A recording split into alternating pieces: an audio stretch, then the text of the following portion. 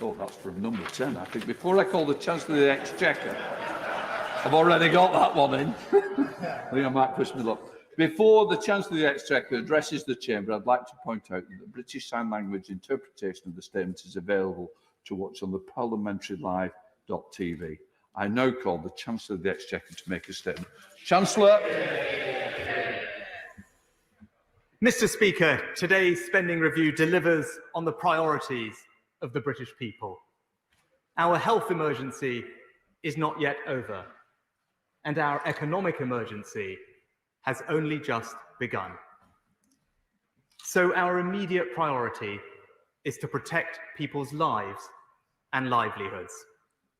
But today's spending review also delivers stronger public services, paying for new hospitals, better schools, and safer streets. And it delivers a once-in-a-generation investment in infrastructure, creating jobs, growing the economy, increasing pride in the places we call home. Mr. Speaker, our immediate priority is to protect people's lives and livelihoods. So let me begin by updating the House on our response to coronavirus. We're prioritising jobs, businesses, and public services. The furlough scheme, support for the self-employed, loans, grants, tax cuts and deferrals, as well as extra funding for schools, councils, the NHS, charities, culture and sport. Today's figures confirm that taken together, we are providing £280 billion to get our country through coronavirus. Next year, to fund our programmes on testing, PPE, vaccines, we are allocating an initial £18 billion. To protect the public services most affected by coronavirus, we are also providing £3 billion to support NHS recovery, allowing them to carry out up to 1 million checks, scans and operations. Over £2 billion to keep our transport arteries open, subsidising our rail networks. Over £3 billion to local councils, and an extra £250 million to help end rough sleeping. And while much of our coronavirus response is UK-wide, the government is also providing £2.6 billion to support the devolved administrations in Scotland, Wales, and Northern Ireland. Taken together, next year, public services funding to tackle coronavirus will total £55 billion. Mr. Speaker, let me turn to the OBR's economic forecasts. And can I thank the new chair, Richard Hughes, and his whole team for their work. The OBR forecasts the economy will contract this year by 11.3%, the largest fall in output for more than 300 years. As the restrictions are eased, they expect the economy to start recovering, growing by 5.5% next year, 6.6% in 2022, then 2.3%, 1.7%, and 1.8% in the following years. Even with growth returning, our economic output is not expected to return to pre-crisis levels until the fourth quarter of 2022. And the economic damage is likely to be lasting. Long-term scarring means in 2025, the economy will be around 3% smaller than expected in the March budget. Mr. Speaker, the economic impact of coronavirus and the action we've taken in response means that there has been a significant but necessary increase in our borrowing and debt. The UK is forecast to borrow a total of £394 billion this year, equivalent to 19% of GDP, the highest recorded level of borrowing in our peacetime history. Borrowing falls to £164 billion next year, £105 billion in 22-23, then remains at around £100 billion, 4% of GDP, for the remainder of the forecast. Underlying debt, after removing the temporary effect of the Bank of England's asset purchases, is forecast to be 91.9% of GDP this year. And due to elevated borrowing levels and a forecast persistent current deficit, underlying debt is forecast to continue rising in every year, reaching 97.5% of GDP in 25-26. High as these costs are, the costs of inaction would have been far higher. But this situation is clearly unsustainable over the medium term. We could only act in the way we have because we came into this crisis with strong public finances. And we have a responsibility, once the economy recovers, to return to a sustainable fiscal position. Mr. Speaker, this is an economic emergency. That's why we have taken and continue to take extraordinary measures to protect people's jobs and incomes. And it is clear those measures are making a difference. The OBR now state, as the Bank of England and IMF already have, that our economic response has protected jobs, supported incomes, and helped businesses stay afloat. They've said today that business insolvencies have fallen compared to last year. And the latest data shows the UK's unemployment rate is lower than Italy, France, Spain, Canada, and the United States. And we're doing more to build on our plan for jobs.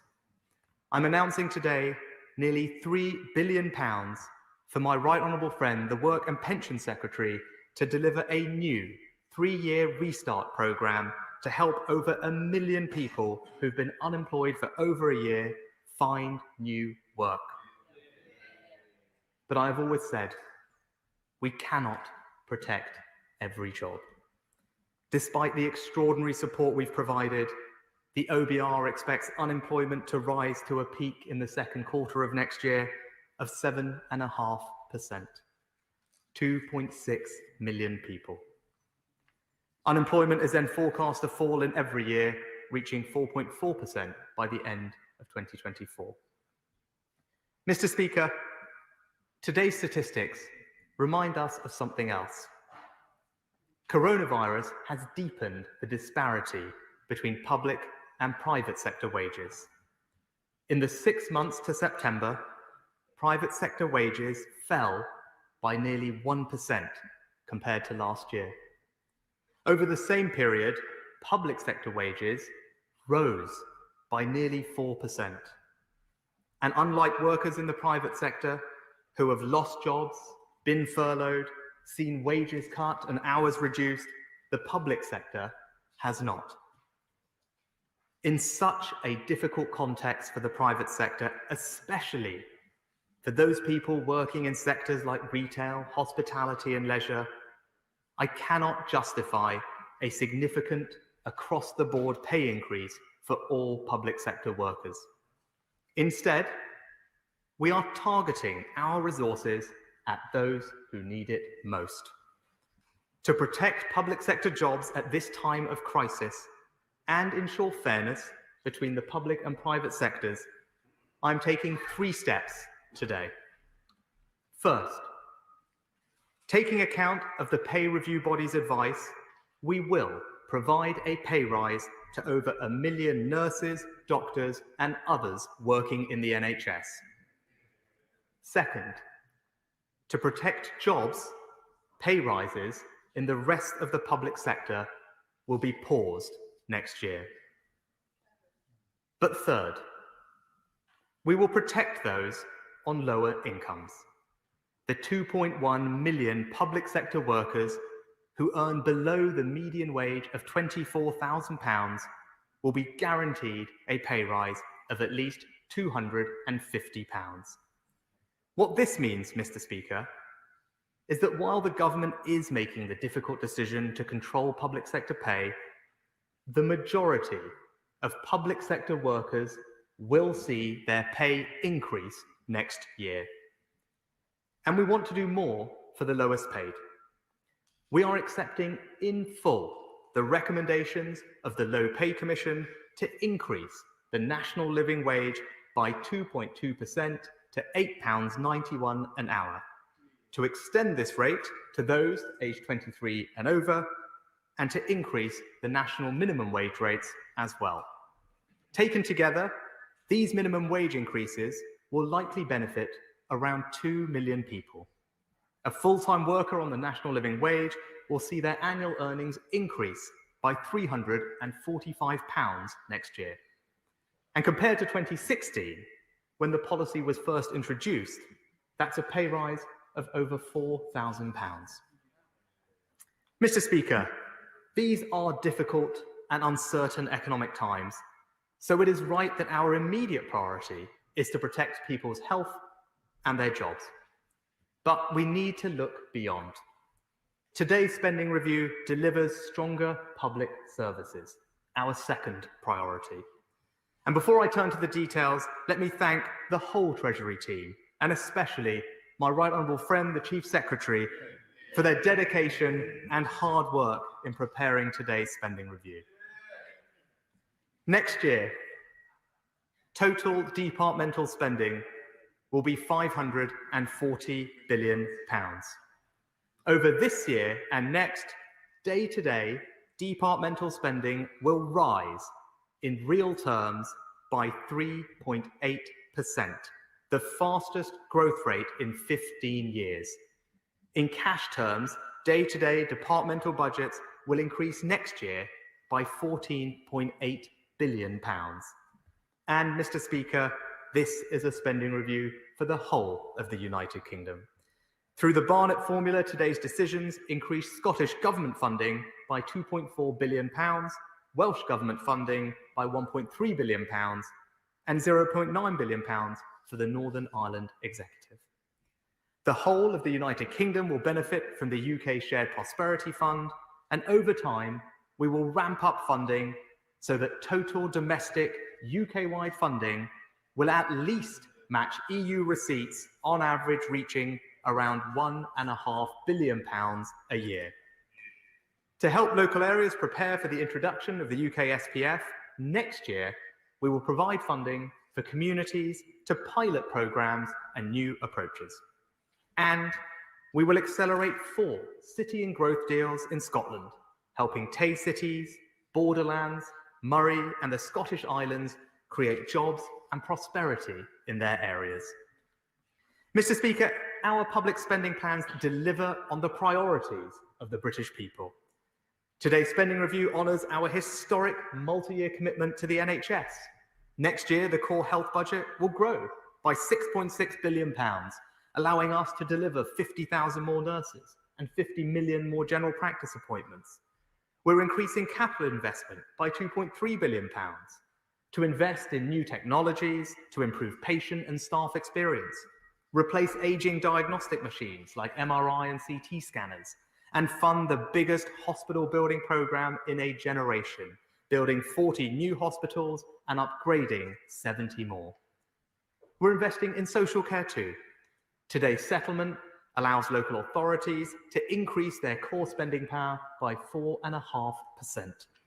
Local authorities will have extra flexibility for council tax and adult social care precept, which together with £300 million of new grant funding gives them access to an extra £1 billion to fund social care. And this is on top of the extra £1 billion social care grant we provided this year, which I can confirm will be maintained. To provide a better education for our children, we're also getting on with our 3-year investment plan for schools. We'll increase the schools budget next year by £2.2 billion, well on the way to delivering our commitment of an extra £7.1 billion by 22-23. Every pupil in the country will see a year-on-year funding increase of at least 2%. And we're funding the Prime Minister's commitment to rebuild 500 schools over the next decade. And we're also committed to boosting skills with £291 million to pay for more young people to go into further education, £1.5 billion to rebuild colleges, £375 million to deliver the Prime Minister's lifetime skills guarantee and extend traineeships, sector-based work academies, and the National Career Service, as well as improving the way the apprenticeship system works for businesses.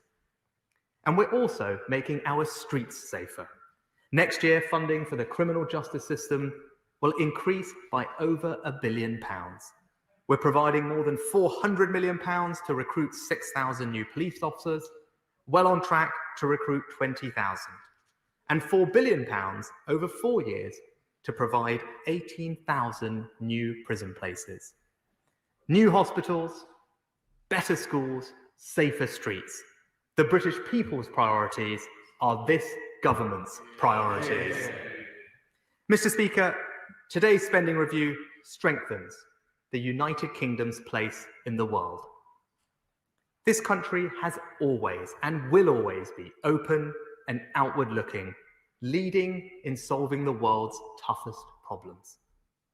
But during a domestic fiscal emergency, when we need to prioritize our limited resources on jobs and public services, sticking rigidly to spending 0.7% of our national income on overseas aid is difficult to justify to the British people, especially when we're seeing the highest peacetime levels of borrowing on record.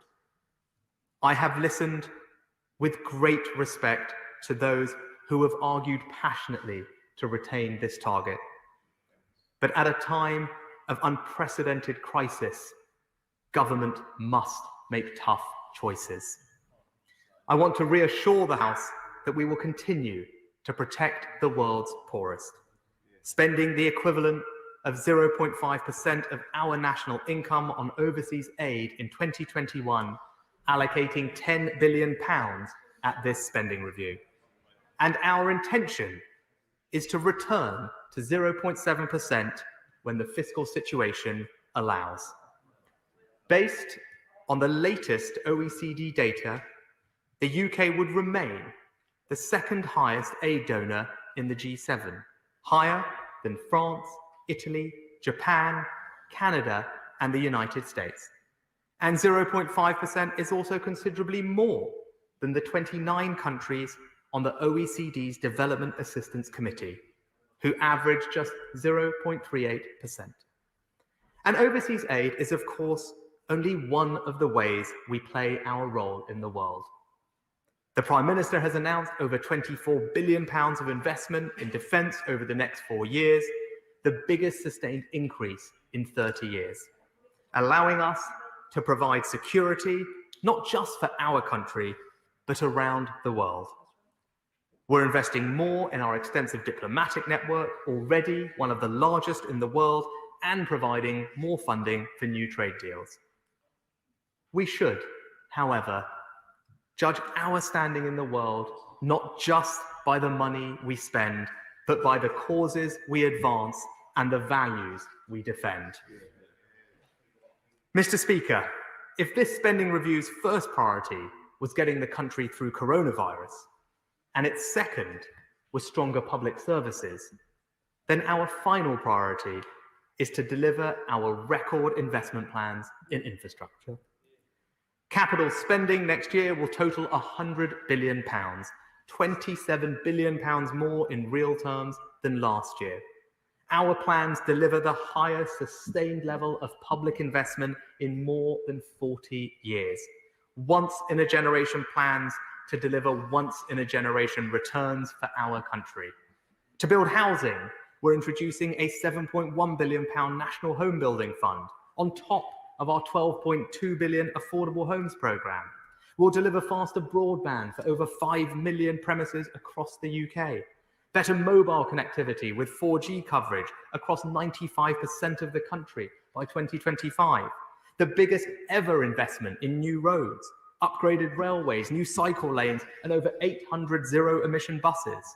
Our capital plans will invest in the greener future we promised, delivering the Prime Minister's 10-point plan for climate change. We're making this country a scientific superpower with almost £15 billion of funding for research and development. And we're publishing today a comprehensive new national infrastructure strategy. To help finance our plans, I can also announce we will establish a new UK infrastructure bank. Headquartered in the north of England, the bank will work with the private sector to finance major new investment projects across the United Kingdom, starting this spring. Mr. Speaker, I have one further announcement to make. For many people, the most powerful barometer of economic success is the change they see and the pride they feel in the places we call home. People want to be able to look around their towns and villages and say, yes, our community, this place, is better off than it was 5 years ago. For too long, our funding approach has been complex and ineffective, and I want to change that. Today, I'm announcing a new Levelling Up Fund worth £4 billion. Any local area will be able to bid directly to fund local projects. The fund will be managed jointly between the Treasury, the Department for Transportation, and the Ministry for Housing, Communities and Local Government, taking a new, holistic, place-based approach to the needs of local areas. Projects must have real impact. They must be delivered within this Parliament, and they must command local support, including from their Member of Parliament. This is about funding the infrastructure of everyday life. A new bypass, upgraded railway stations, less traffic, more libraries, museums and galleries, better high streets and town centres. This government is funding the things people want and places need. Mr. Speaker, today I've announced huge investment in jobs, public services and infrastructure. And yet, I cannot deny numbers alone can ring hollow. They stand testament to our commitment to create a better nation, but on their own, they are not enough to create one. When asked what our vision for the future of this country is, we cannot point to a shopping list of announcements and feel the job is done. So as we invest billions in research and development, we're also introducing a new immigration system, ensuring the best and brightest from around the world come here to learn, innovate, and create. As we invest billions in the building of new homes, we're also simplifying our planning system to ensure beautiful homes are built where they are needed most. As we invest billions in the security of this country, we're also defending free speech and democratic rule, proving our values are more than just words. And as we invest billions in public services, we're also protecting the wages of those on the lowest incomes and supporting jobs, because good work remains the most rewarding and sustainable path to prosperity. The spending review announced today sets us on a path to deal with the material matters of government, and it is a clear statement of our priorities. But encouraging the individual and community brilliance on which a thriving society depends remains, as ever, a work unfinished. We in government can set the direction: better schools, more homes, stronger defence, safer streets, green energy, technological development, improved rail, enhanced roads, all investments that will create jobs and give every person in this country the chance to meet their potential. But it is the individual, the family, and the community that must become stronger, healthier, and happier as a result. This is the true measure of our success. The spending announced today is secondary to the courage, wisdom, kindness, and creativity it unleashes. These are the incalculable but essential parts of our future, and they cannot be mandated or distributed by government. These things must come from each of us and be shared freely, because the future, this better country, is a common endeavour. Today, government has funded the priorities of the British people, and now the job of delivering them begins. Mr. Speaker, I commend this statement to the House. Can I say it's been a very important step to people where it's run much longer, which was agreed with the Chancellor, and I think it's so important. Obviously, I've respectfully divided the time up to give an increase to the other parts as well. Shadow Chancellor of the Exchequer, Alice Dodds. Thank you very much, Mr. Speaker. This spending review was a moment for the Chancellor to take the responsible choices our country needs. It was an opportunity to protect key workers, secure the economy and recover jobs in every part of our country. During this crisis, we've seen who's taken responsibility. Community health workers working round the clock to keep us all safe. The teachers who kept working so key workers could too. The delivery drivers and shop staff who made sure we had critical food supplies. Earlier this year, the Chancellor stood on his doorstep and clapped for key workers. Today, his government institutes a pay freeze for many of them. This takes a sledgehammer to consumer confidence. Firefighters, police officers and teachers will know their spending power is going down, so they will spend less in our small businesses and on our high streets. They will spend less in our private sector.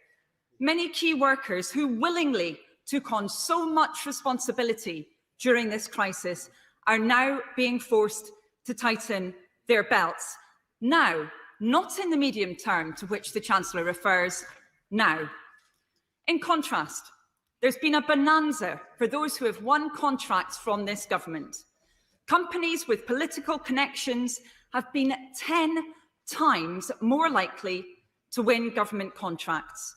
So many businesses have worked tirelessly through this pandemic to support local communities, keep critical supplies going, and to produce drugs and vaccines at cost price in AstraZeneca's case, working with some of our country's best scientists.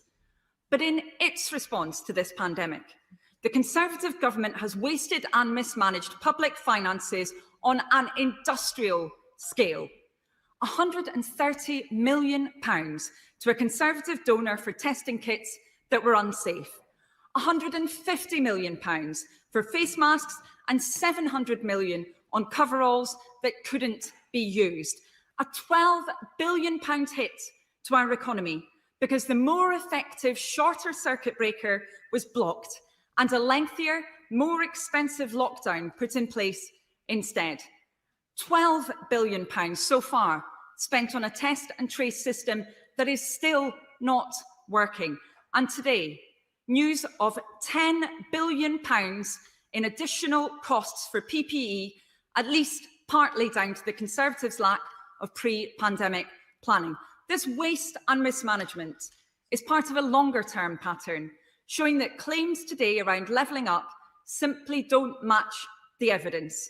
Hospitals in Liverpool and Sandwell left unbuilt, over deadline by years and over budget by hundreds of millions of pounds.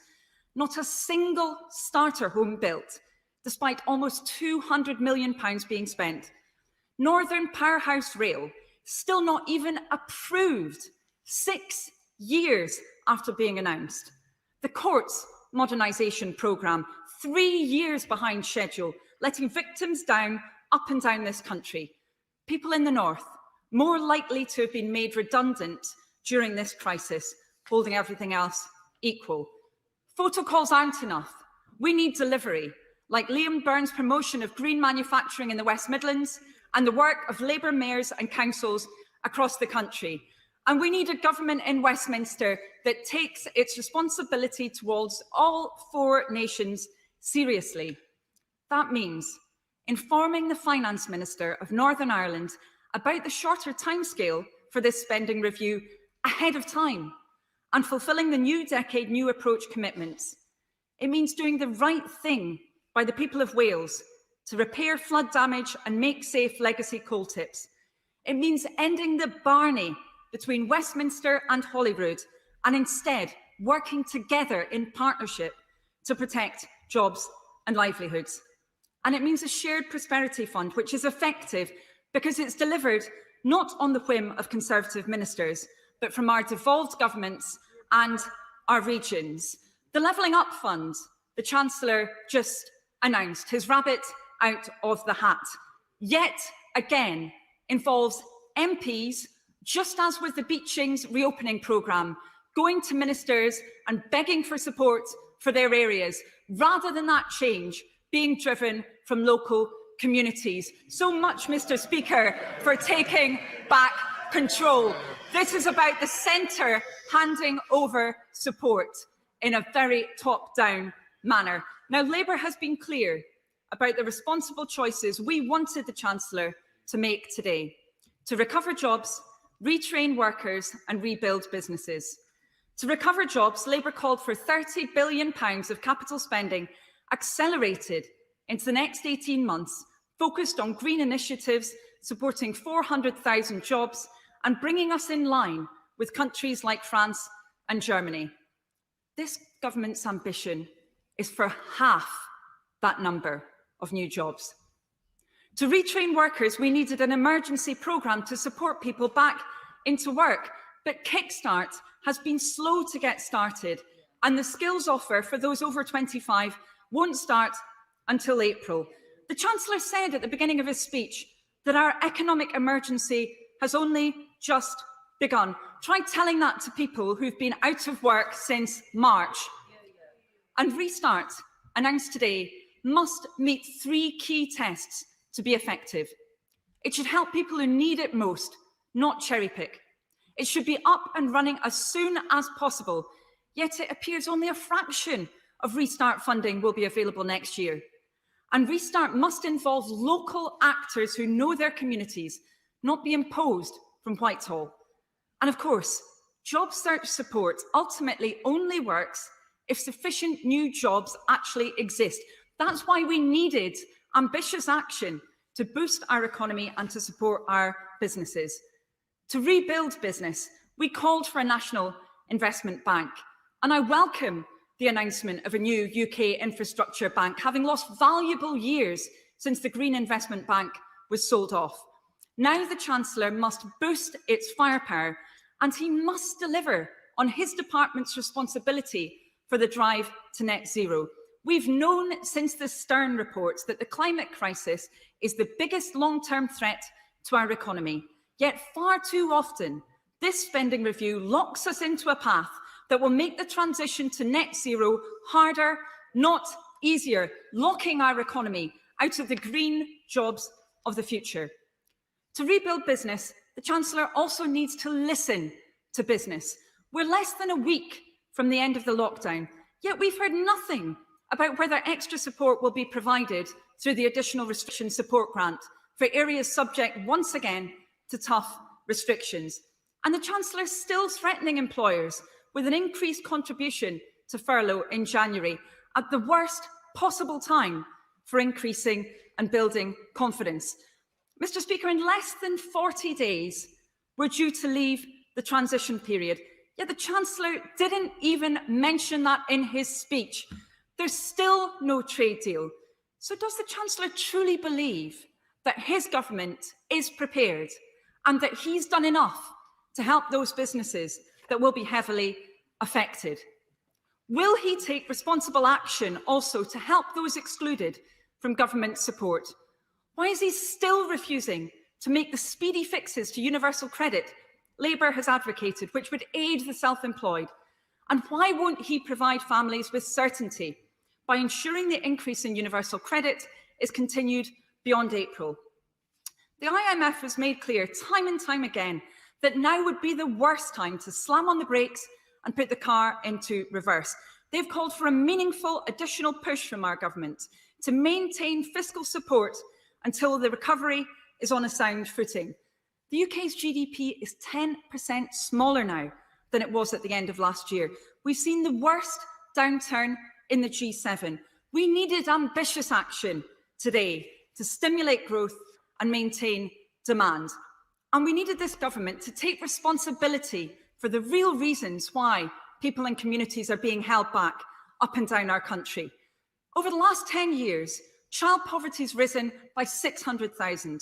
We've had the worst decade for pay growth in 8 generations. The cost of childcare has risen twice as fast as wages. The number of young apprentices has plummeted. Last quarter, we saw the highest level of redundancies on record. Social care is an increasing crisis, and despite his party's manifesto promising a long-term solution, we're still waiting. In the press, it was trailed that the Chancellor would be moving 20,000 jobs out of London, yet cuts to local authorities over the last 10 years have seen 240,000 jobs lost, 12 times that figure, with the hardest hit communities often those in the North, Midlands and South West. Today, the Chancellor could have matched his government's promise to do whatever is necessary to support local authorities through this crisis. He did not, and yet again, he showed his government's lack of confidence in its own measures by failing to provide an equality impact assessment. Mr. Speaker, the measure of this government won't be the number of press releases it issued during this crisis or the number of pictures it published on Instagram. It will be the responsible action it took or didn't take for the sake of our country. Next year, the eyes of the world will be on the UK as we assume the presidency of the G7 and of the UN Security Council and host the COP26 summit. Yet now is the time. The Chancellor has turned his back on the world's poorest by cutting international aid. It's in Britain's national interest to lay the foundations for economic growth across the world. No wonder many British businesses have condemned his move. And businesses have been more and more vocal about the problems with this government's last-minute approach, always one step behind when we need to plan responsibly for the future. We must learn the lessons from previous failures and ensure that the next challenge, the rollout of the vaccine, is dealt with as efficiently, effectively and speedily as possible. Next time, Mr. Speaker, we need a comprehensive spending review which takes responsible choices to build a future for our country as the best place in the world to grow up in and the best place to grow old in. People should have opportunities on their doorstep, not at the other end of the country. Everywhere in the UK should feel like a good place to set up home. That's what the Chancellor must deliver. Thank you, Mr. Speaker, and I'll address all the points made by the honourable member in turn. But I think it's important to note up front that despite her criticisms, I think there is, in fact, actually a lot that both she and her colleagues on that side of the House should welcome. More funding for public services, a pay increase for NHS workers, support for those on the lowest incomes, a once-in-a-generation investment in infrastructure, a multi-billion-pound commitment to support those looking for work, a new schools building programme, and the Prime Minister's 10-point plan. I could go on, Mr. Speaker. So whilst it's right that I believe the Honourable Lady should provide challenge, I think that even if she doesn't, the British people would judge this spending review as a reflection of their priorities: protecting jobs, defeating coronavirus, strengthening our public services and upgrading our infrastructure. If there is any politics here at all, Mr. Speaker, then surely it is unifying. And deep down, I think that she will recognise that. To address the specific points, Mr. Speaker, the Honourable Lady asked about pay and about the importance of consumption. And I agree, of course, there is an impact on consumption from pay. And she will know that the marginal propensity to consume is obviously greater the lower the income spectrum you go, which is why, in particular, we have protected the incomes of those on the lower incomes. Anyone in the public sector earning less than the UK median salary of £24,000 will receive a pay rise of £250 or more. Taken with all the other things we've done, including giving a pay rise for those who work in the NHS, this will mean that the majority of public sector workers next year will see an increase in their pay. Also, pay progression, promotions, all of that will also carry on, Mr. Speaker. We've increased wages for those on the national living wage, an extra £345 a year for those as the wage rate goes up to £88.91. And that, again, will help drive consumption. She talked about delivery rightly. We believe very firmly in making sure that we can deliver the change that we promise the British people. My right honourable friend, the Chief Secretary, and I chair something called Project Speed, which is already delivering benefits, Mr. Speaker, with plans for the landmark A66 upgrade, shortened in time, reduced in costs, so we can get on with delivering what the people want on time, on budget, and making a difference in their communities. She asked about the Levelling Up Fund, and I thought rather bizarrely seemed to suggest that local members of parliament were not a good reflection on their local communities and able to articulate the local needs of their communities. But I would say to colleagues on that side of the House, they will be I'm more than happy to hear from them and their local areas about the needs that they need met, because this government will meet the needs of local communities up and down this country, Mr. Speaker. She talked about support for businesses and coronavirus. It's because we've already put in place the support through this winter period, Mr. Speaker. The local restrictions grants that we announced a while ago are paid monthly. And they work, if your business has been closed, you will receive a grant of up to £3,000 per month, depending on your rateable value. If you are a hospitality or leisure or accommodation business in a tier 2 area, where obviously the restrictions have an impact on your ability, you will receive a grant of 70% of that value, up to £2,000 as well, £2,100 as well. And Mr. Speaker, those amounts mean that the business can help cover the fixed costs of rent. They, of course, have access to the furlough scheme right the way through the winter.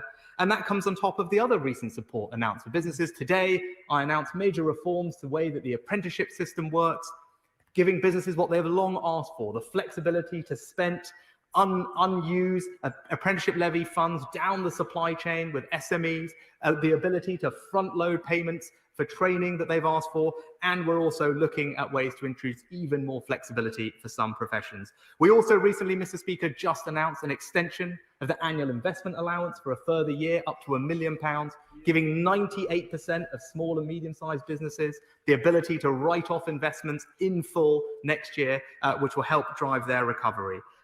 She talked about welfare, Mr. Speaker, and again, I would stand proud of this government and previous Conservative government's record on this issue.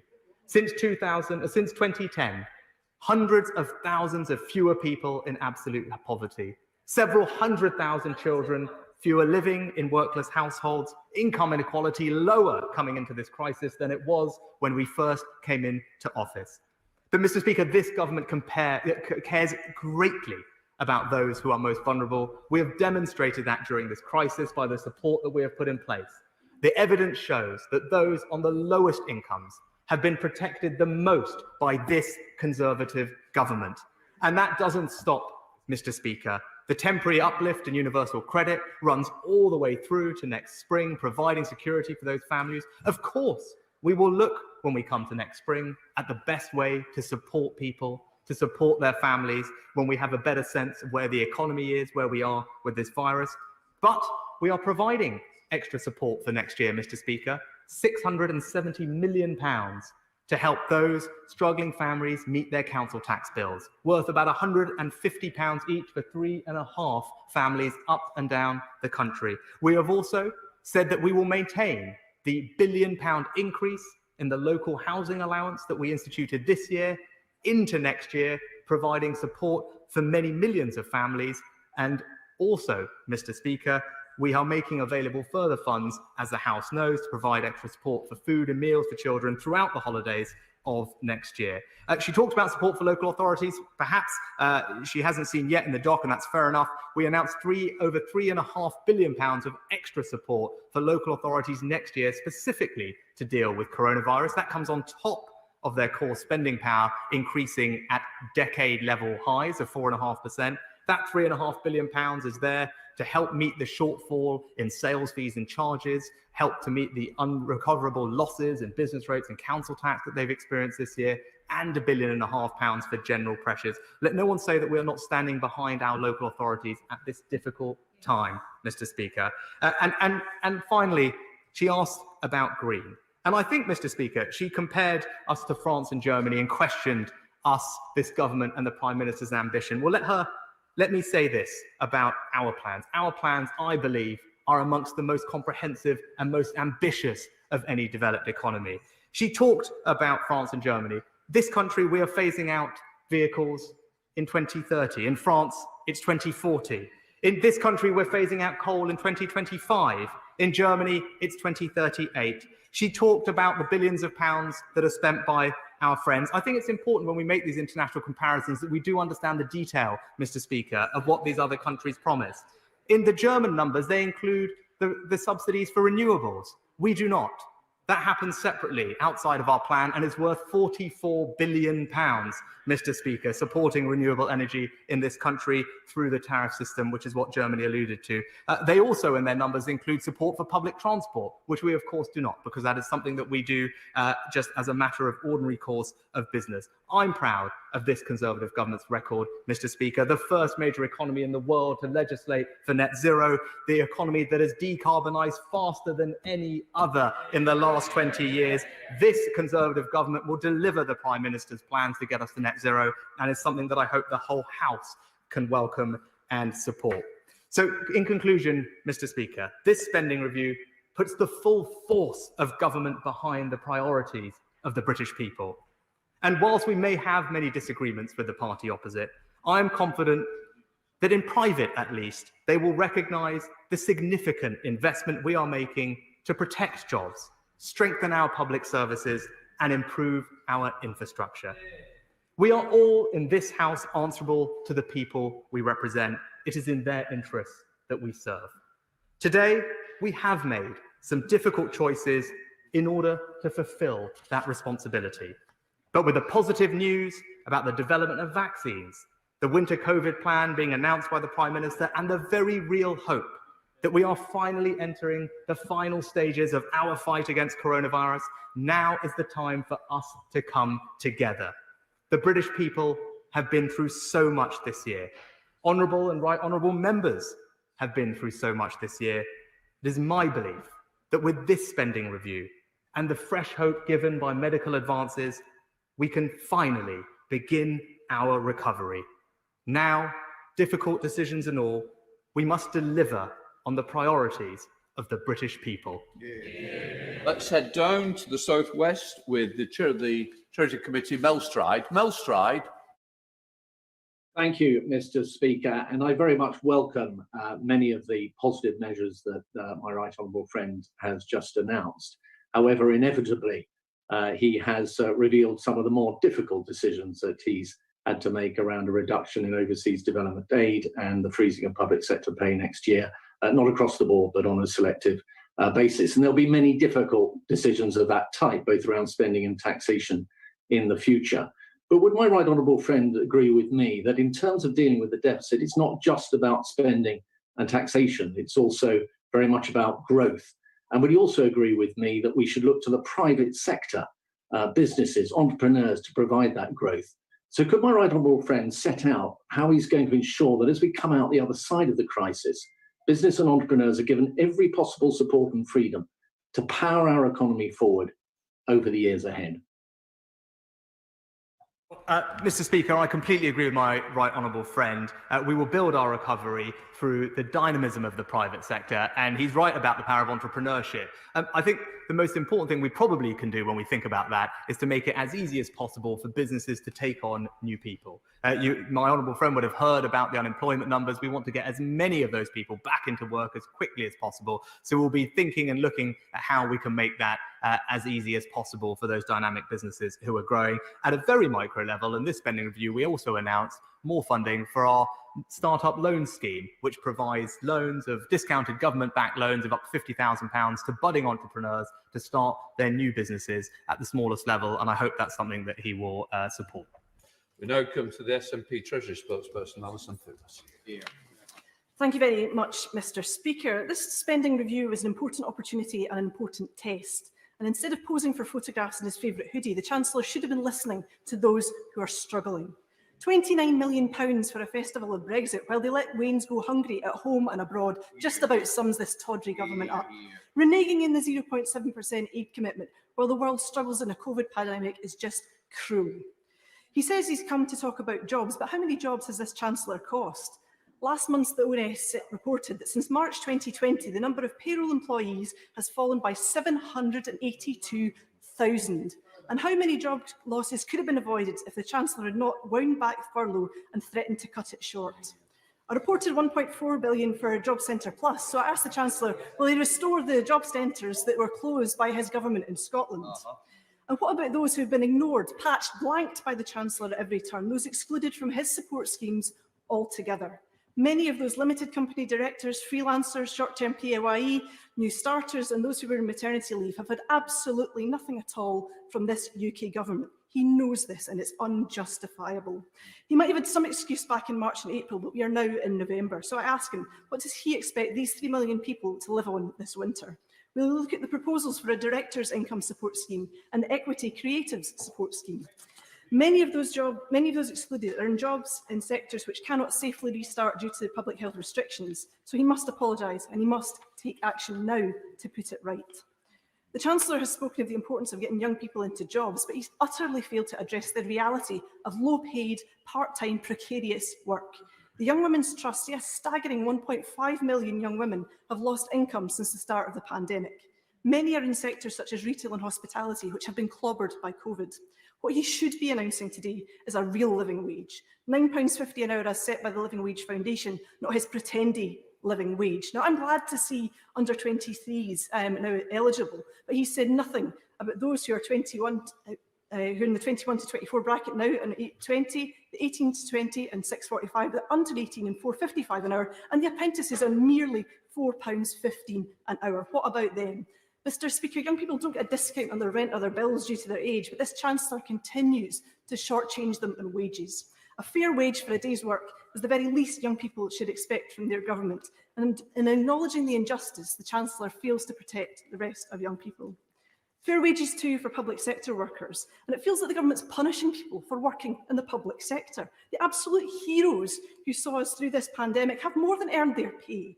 A public sector pay freeze takes £4 billion out of the economy, squeezes living standards and starves the economy of investment at the very worst possible time. The hospital porters, the teachers, the jannies, the police officers, the firefighters, those who've kept our streets clean and our public services going, all of them deserve better than applause on the Chancellor's doorstep in the summer and a pay freeze in the depths of winter. And not content with shortchanging young people and public sector workers, he wants to change RPI in a move that will impact around 10 million pension incomes and cost retirees over £100 billion. We on these benches urge him to see sense and not to pick the pockets of our pensioners. The Chancellor must also use this spending review to make the £20 uplift to universal credit permanent, to scrap the benefit cap, to extend the £20 uplift to legacy benefits and those with disabilities, for whose unfathomable reasons he seems to have forgotten even exist. And he must increase the pitiful level of statutory sick pay. Mr. Speaker, businesses across the country have been racking up debt when their incomes have not been there. Businesses are terrified for the business rates relief coming to an end next year. So will he look at this issue so that we can also act in Scotland? Will he make the VAT cut to hospitality permanent to see them through this crisis? We still await details, proper details, of the Shared Prosperity Fund and what it will mean for Scotland. The Scottish Government's done its part in preparation, and the Chancellor needs to bring forward proposals as a matter of urgency so we can spend this money properly in Scotland rather than having it hide off to Tories in key seats in England. The spending review is only for 1 year, and I appreciate why that is, but this failure to plan effectively for the future is why the UK is doing worse in the G7. So I ask him, what are his plans for next year if things don't go as he expects? There is nothing in this Chancellor's statement about Brexit and the cost that that will bring when we see lorries queuing all the way through Kent. So we call on him also to make a £98 billion stimulus to invest in a greener, better future for us all. Mr. Speaker, none of this has anything really to do with the strength of the Union, merely a reflection of the powers that he has as Chancellor, which the Scottish Government does not. So if he will not do these things, if he will not act, he must devolve the full financial powers and let the Scottish Government get on with the job. Chancellor. Thank you, Mr. Speaker. Let me run through those questions in turn from the Honourable Lady. I mean, she asked about my favourite hoodie. I can tell her it's not the one in the picture, but actually the Kickstart hoodie that was given to me by my friend, the Work and Pension Secretary, that I wear with pride.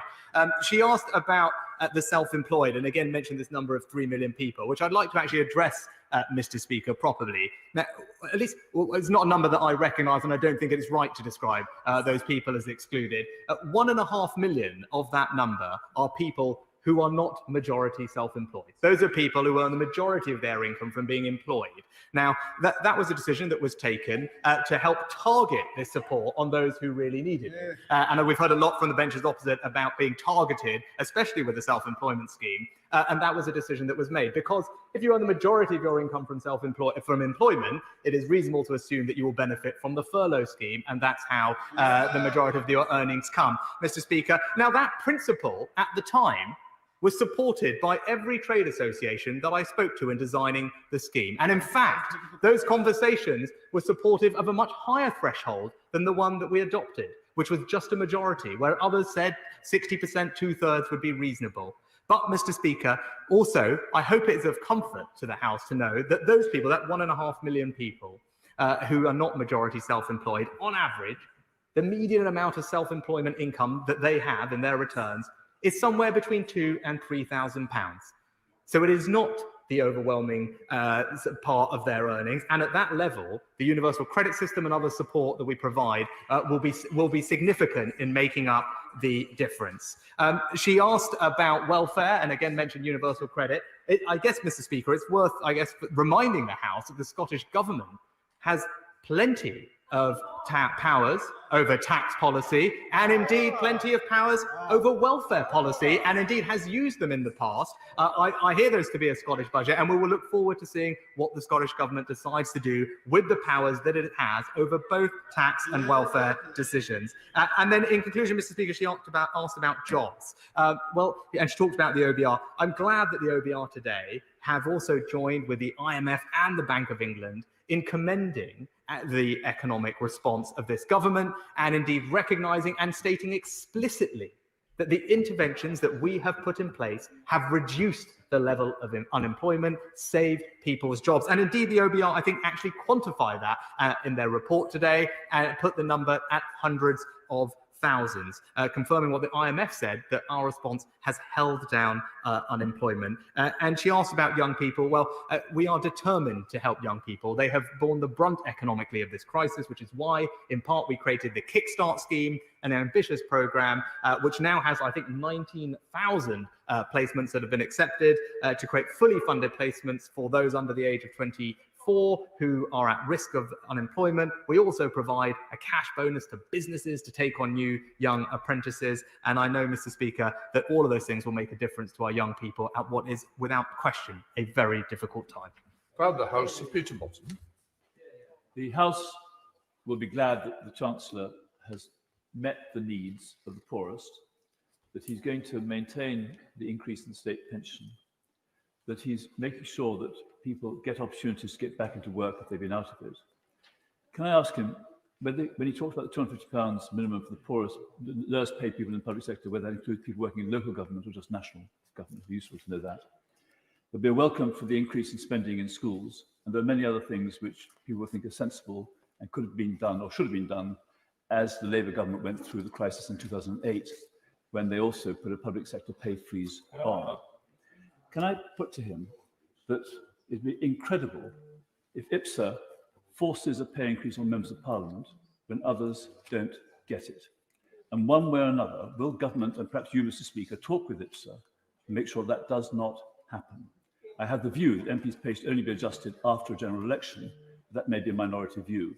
But I think it'd be wrong for us to have pay forced on us when others can't get a pay increase. I'm going to turn, if I may, to the point of overseas aid.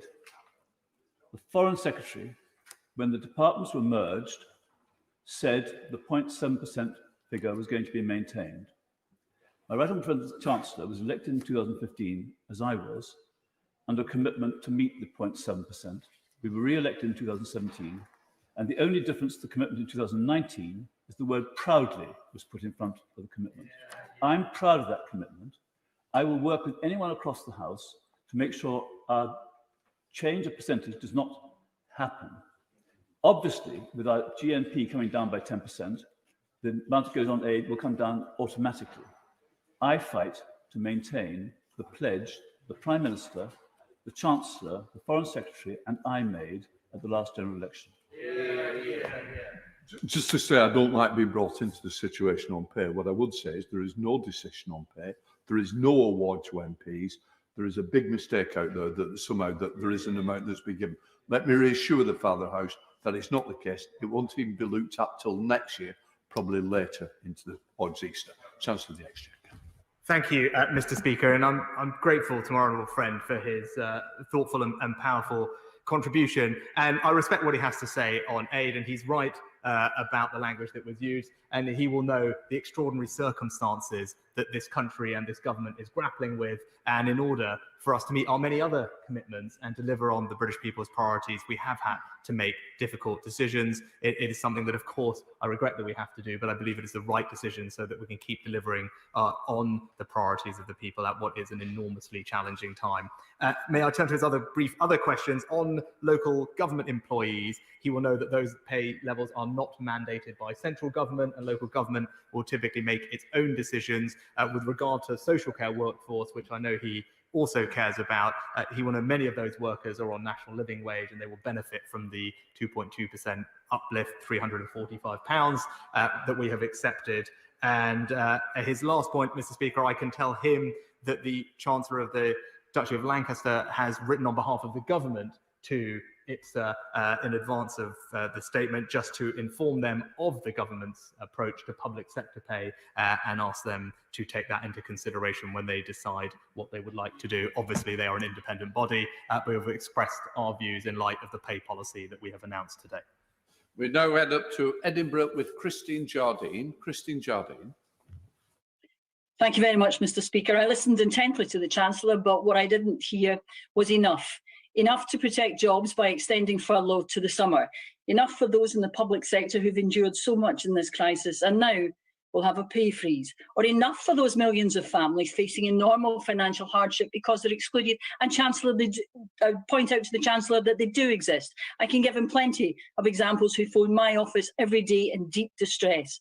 So I would ask if the Chancellor can for a minute pause and put himself in the shoes of those 3 million excluded people, and then tell us why he still finds it acceptable to turn his back on them.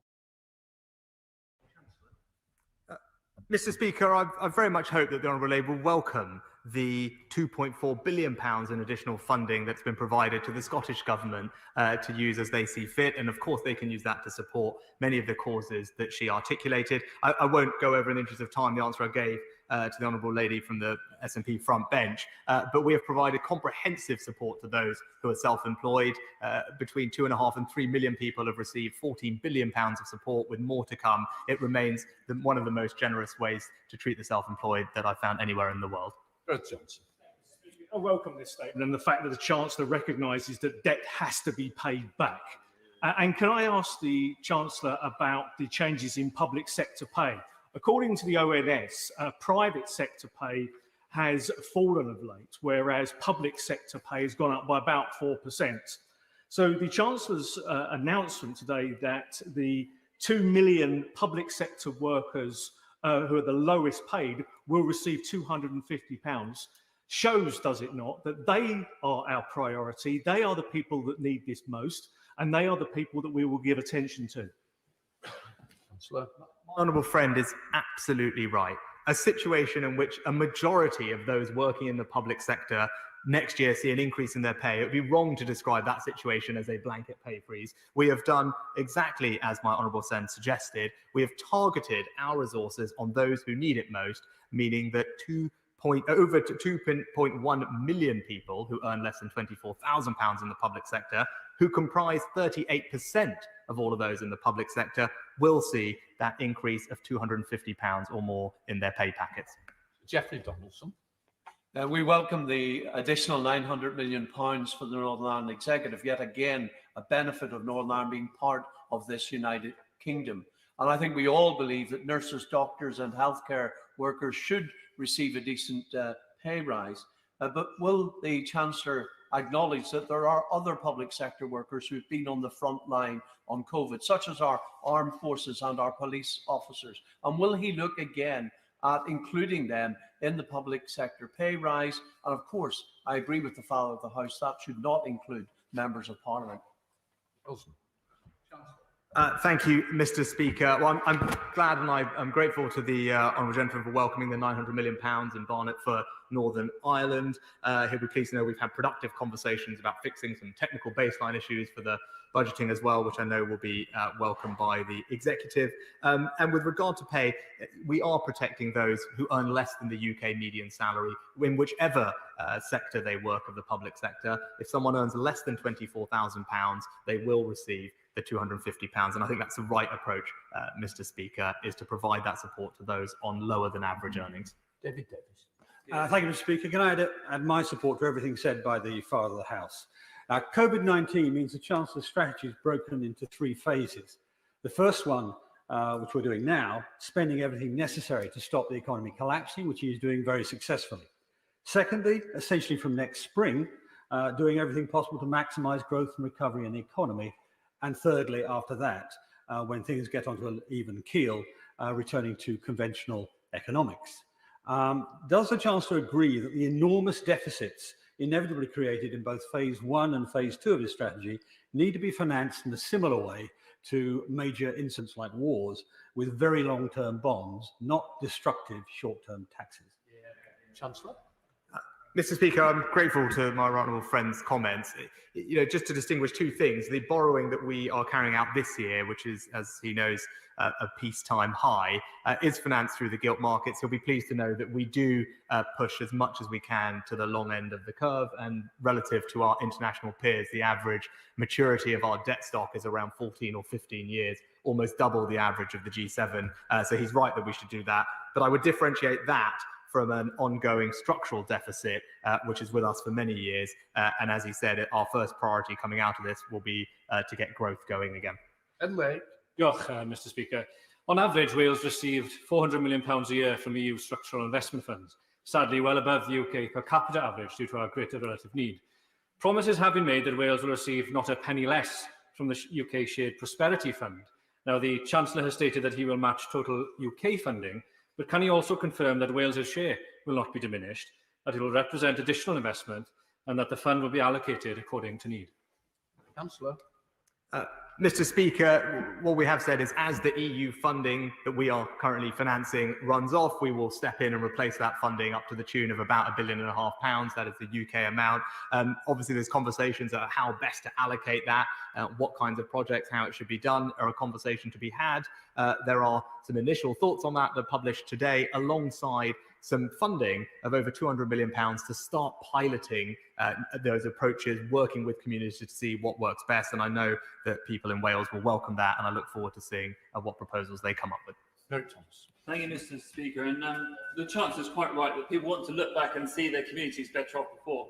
And if I can pick up on the shared prosperity point, Corbyn's received European funding, and the shared prosperity fund has been promised to us. But it's quite often, it's very difficult in an area where the population isn't so large, isn't so great, to demonstrate value for money to Treasury, and as a result, we miss out.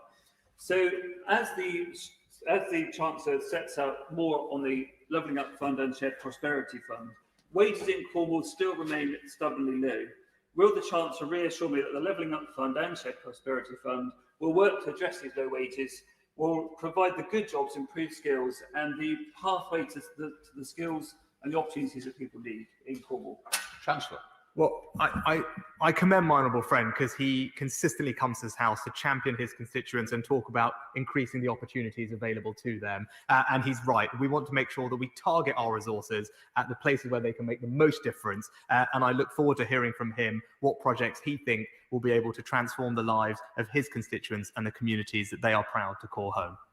Let's head down to Blank Pavilion with Caroline Lucas. Caroline Lucas. Thank you very much, Mr. Speaker. The Chancellor speaks of the fiscal emergency, but not a word today about the climate and nature emergencies. And there's a real risk that any green steps will be fatally undermined by the reckless pursuit of business as usual, environmentally destructive spending, like the £27 billion road building programme. Now, the Chancellor himself has said there can be no lasting prosperity for people if we don't protect the planet. So will he adopt a new economic rule, a net zero test, and assess all spending and fiscal measures against the UK's climate and nature goals, so the whole package is properly green? Chancellor. Well, Mr. Speaker, this government firmly believes in making sure that our recovery is green. I urge the Honourable Lady to have a look at the National Infrastructure Strategy, which we've published today, the title Fairer, Faster, Greener, which outlines all the funding for all the green measures contained in the Prime Minister's 10-point plan. I think it represents a comprehensive and ambitious path to deliver our net zero commitments. Andrew Mitchell. Thank you, Mr. Speaker. And may I thank my right honourable friend for his courtesy over the weekend and assure him of my very strong support for virtually all of his package today. As a result of the pandemic here in the UK, 50,000 people have died, and we are rightly moving heaven and earth to prevent more deaths here at home. But is he aware that his proposed breaking of the 0.7 promise and the 30% further reduction in cash will be the cause of 100,000 preventable deaths, mainly among children? This is a choice I, for one, am not prepared to make. And none of us in this House will be able to look our children in the eye and claim we did not know what we were voting for. Mr. Speaker, I'm enormously grateful to my right honourable friend for the conversations that I've been able to have with him, and I fully respect his passion on this subject, and he brings an enormous amount of experience to this House on this topic. Obviously, he will have heard the reasons that I set out for doing what we're doing.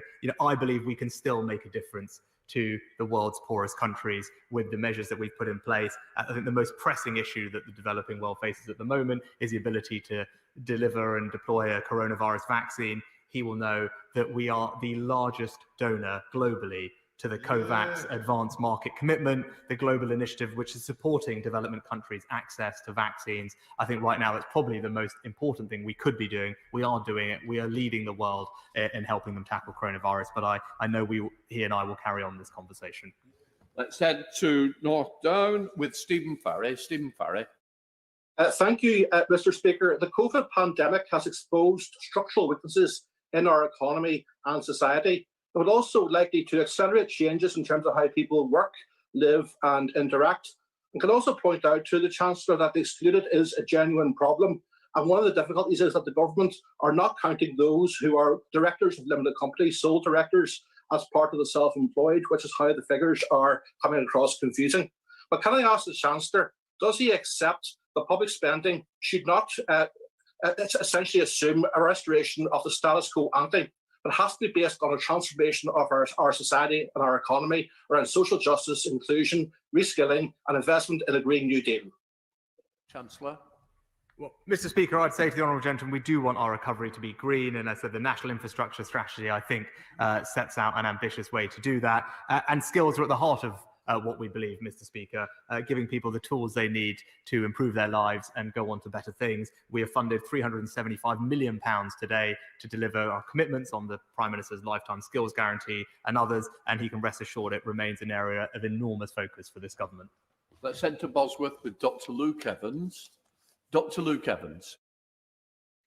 In light of the difficulties the country faces with its finances, I was pleased to see the commitment to infrastructure. But practically, is he aware of the bridge, Hinckley Bridge on the A5, which has been awarded the most bashed bridge in Britain? It's been hit 25 times and causes a delay of 6 hours every time. This is a prime example of pinch points littered up and down the A5, which strangles productivity. So will he commit to providing funds to the likes of the A5 to bring prosperity to the Midlands and grow our economy out of the COVID situation? Chancellor. Well, Mr. Speaker, I think my honourable friend it articulates well an example of local pinch points being a blight on communities, stopping people from improving the quality of their life and driving growth. And it seems like a very good example of the type of project that our new Levelling Up Fund would be interested in. And I look forward to discussing it with him further. Let's head up to Islington North to Jeremy Corbyn. Jeremy Corbyn. Thank you, Mr. Speaker. Throughout the corona crisis, public sector workers in all areas have delivered brilliantly and helped to save lives and look after all of our communities. Civil servants have lost 19% in wages over the past 10 years due to austerity. There is a 12% gender pay gap that affects civil servants. So will the Chancellor recognise the importance of their work and their participation. Give an increase of 10% to begin to make up the ground that they've lost over the past 10 years.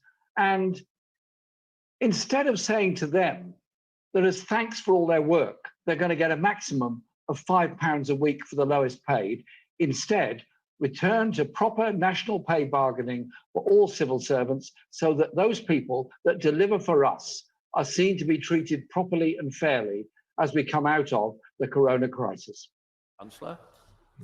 Mr. Speaker, I'm glad the right honourable gentleman gives me an opportunity to thank my fantastic team of civil servants in the Treasury who have been extraordinary in their hard work and creativity throughout this crisis and have remained so over the past few weeks, concluding this spending review. So I put on record my thanks to them. Unsurprisingly, my numbers are slightly different to those of the honourable gentleman. According to the ONS, before this crisis even started in 2019, there existed at least a 7% pay premium between the public and private sectors after accounting for characteristics and pensions. That gap, no doubt, has been exacerbated and widened over the last 6 to 12 months as a result of a widening pay inequality between public and private sector pay. And that's why I believe it is fair to take the approach we have done. But I do share with the honourable gentleman a desire to protect those on lower incomes, which is why those 2.1 million people who earn less than £24,000 will receive a pay rise of £250. Thank you, Mr. Speaker. I commend the Chancellor for having to make some very difficult decisions. But as President-elect Biden commits to a new era of Western leadership, here we are about to mark the start of our G7 presidency by cutting our overseas aid budget. Downgrading our soft power programs will leave vacuums in some of the poorest parts of the world that will further poverty and instability. And is likely to see China and indeed Russia extending their authoritarian influence by taking our place. Would my right honourable friend concede we cannot genuinely claim to be global Britain, nor serious about creating post-conflict strategies for countries like Libya and Yemen that could lead to greater UK prosperity when our hard power is not matched by our soft power? Would he agree to meet with me to discuss how these dated rules governing overseas aid should be updated?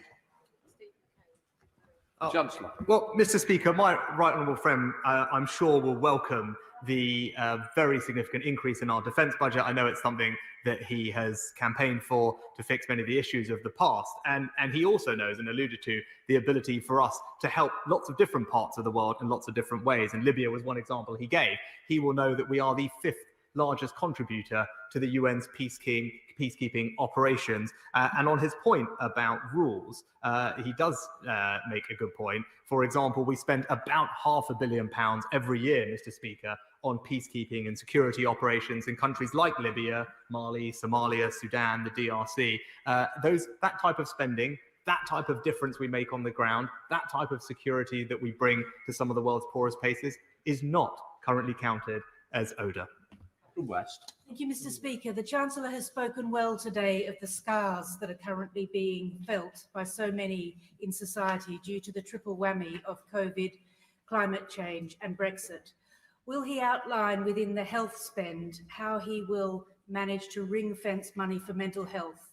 Mind the charity has said that there has been a doubling of phone calls, many young people experiencing debilitating anxiety, depression, self-harm.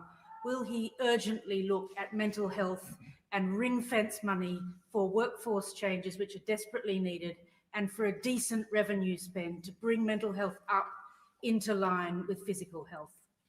Chancellor. I think the honourable lady makes a good point, and I'm pleased to tell her that of the £3 billion of extra money for the NHS that we've announced for next year to help recover from coronavirus, of that £500 million is specifically earmarked to address waiting times in mental health services, give people the support they need, and invest in the workforce that she rightly identified. I hope that gives her some reassurance, and that is incremental to the existing NHS plans. Video link. Pauline Latham. Thank you, Mr Deputy Speaker. I wish to congratulate the Chancellor on how he's handled the financial pressures which the pandemic has thrown at the government by thinking outside of the box with brilliant, innovative solutions. However, I cannot support the new tiering system because it's totally illogical and will force too many people to stay holed up at home. Hospitality businesses will fold in their tens of thousands, and I cannot condone this when they've spent tens of thousands becoming COVID safe. I will also not support the reduction in the aid budget. This country has made an amazing difference to the lives of millions, but with the reduction of GNI and the proposed cut, the aid budget will be decimated. No longer will girls have 12 years of quality education, resulting in more child marriages, more instances of early childbirth, more FGM, more domestic violence. We will not be vaccinating millions, preventing polio, TB, providing medication for HIV or preventing malaria. We will be reduced spending on humanitarian crises in emergencies only. Pauline, please, could we just have a question? Yes, so many things will be damaged and our relations with the developing world will lose its soft influence that we have today. I cannot condone this, Mr Deputy Speaker, and therefore I will not be supporting this statement. Chancellor. Thank you, Mr Deputy Speaker. The Honourable Lady makes a passionate case and a right case for our ability to help provide immunisation to the world's poorest children. It's something that I proudly support, and Mr Speaker, I'm happy to tell the House that we are the largest donor to the Gavi consortium globally of any country in the world, and that is the multilateral body that provides immunisation against infectious diseases for 75 million children. As I said, we are proudly the largest donor to that effort. Can I just remind members, please, let's not have a speech and eventually a question. Can we get quickly to the questions in order that we can get everybody in? Angela Eagle. Well, thank you, Mr Deputy Speaker. In this COVID crisis, the government has presided over an horrific double whammy of one of the largest per capita death rates in the world and the deepest recession in the G7, and that's before the Brexit disruption due at the end of the year. Is the Chancellor really proud of his record? Mr Deputy Speaker, my priority throughout this crisis has been protecting jobs. I'm pleased to see that that is something that the OBR, the Bank of England and the IMF all acknowledge has happened as a result of our interventions. We currently have an unemployment rate that is lower than Italy, France, Spain, Canada and the United States. So yes, Mr Deputy Speaker, I do think what we're doing is making a difference to millions of people up and down the country. Hugh Merriman. Thank you, Mr Deputy Speaker. Can I commend all the work the Chancellor's done this year? Many constituents I speak to credit him personally with keeping them in a job. And I'm also pleased to see, despite the financial pressures, the Chancellor's investing in transport. We see multi-year settlements for road, rail and active travel, changes to the way infrastructure projects are appraised to increase the number of transport projects in deprived parts of the country in the Green Book, a national infrastructure strategy, a Red Book and a £4 billion levelling up fund. And I'm pleased to see the DFT as a sponsor. Can I ask him to keep a watchful eye on how this is all spent? And can I also ask him to continue to place transport investment at the heart of our recovery and his long-term vision for this country? Yeah, well, Mr Deputy Speaker, I'm very grateful for my honourable friend's intervention. He's absolutely right and has championed on this tirelessly for his constituents and the country about the importance of transport in our levelling up agenda and helping to drive growth and spread opportunity. He's also right that we should be careful about how this money is spent and make sure it's delivered. I talked about Project Speed earlier. I will welcome his involvement in that and advice. And also he will notice in the spending review document a new focus on outcomes across public services with a new public value framework. Again, this is something that will deliver what he's asking for. Video link. Stuart Malcolm MacDonald. I'm grateful, Mr Deputy Speaker. Can I raise with the Chancellor the issue of statutory sick pay? Even before the crisis hit earlier this year, it's always been the case that statutory sick pay in the United Kingdom hasn't been comparable to other similar advanced economies.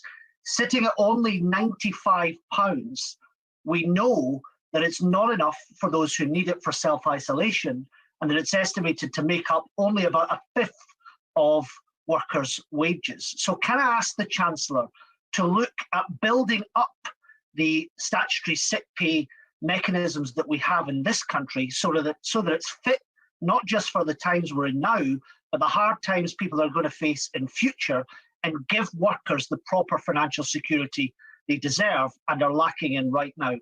Councillor.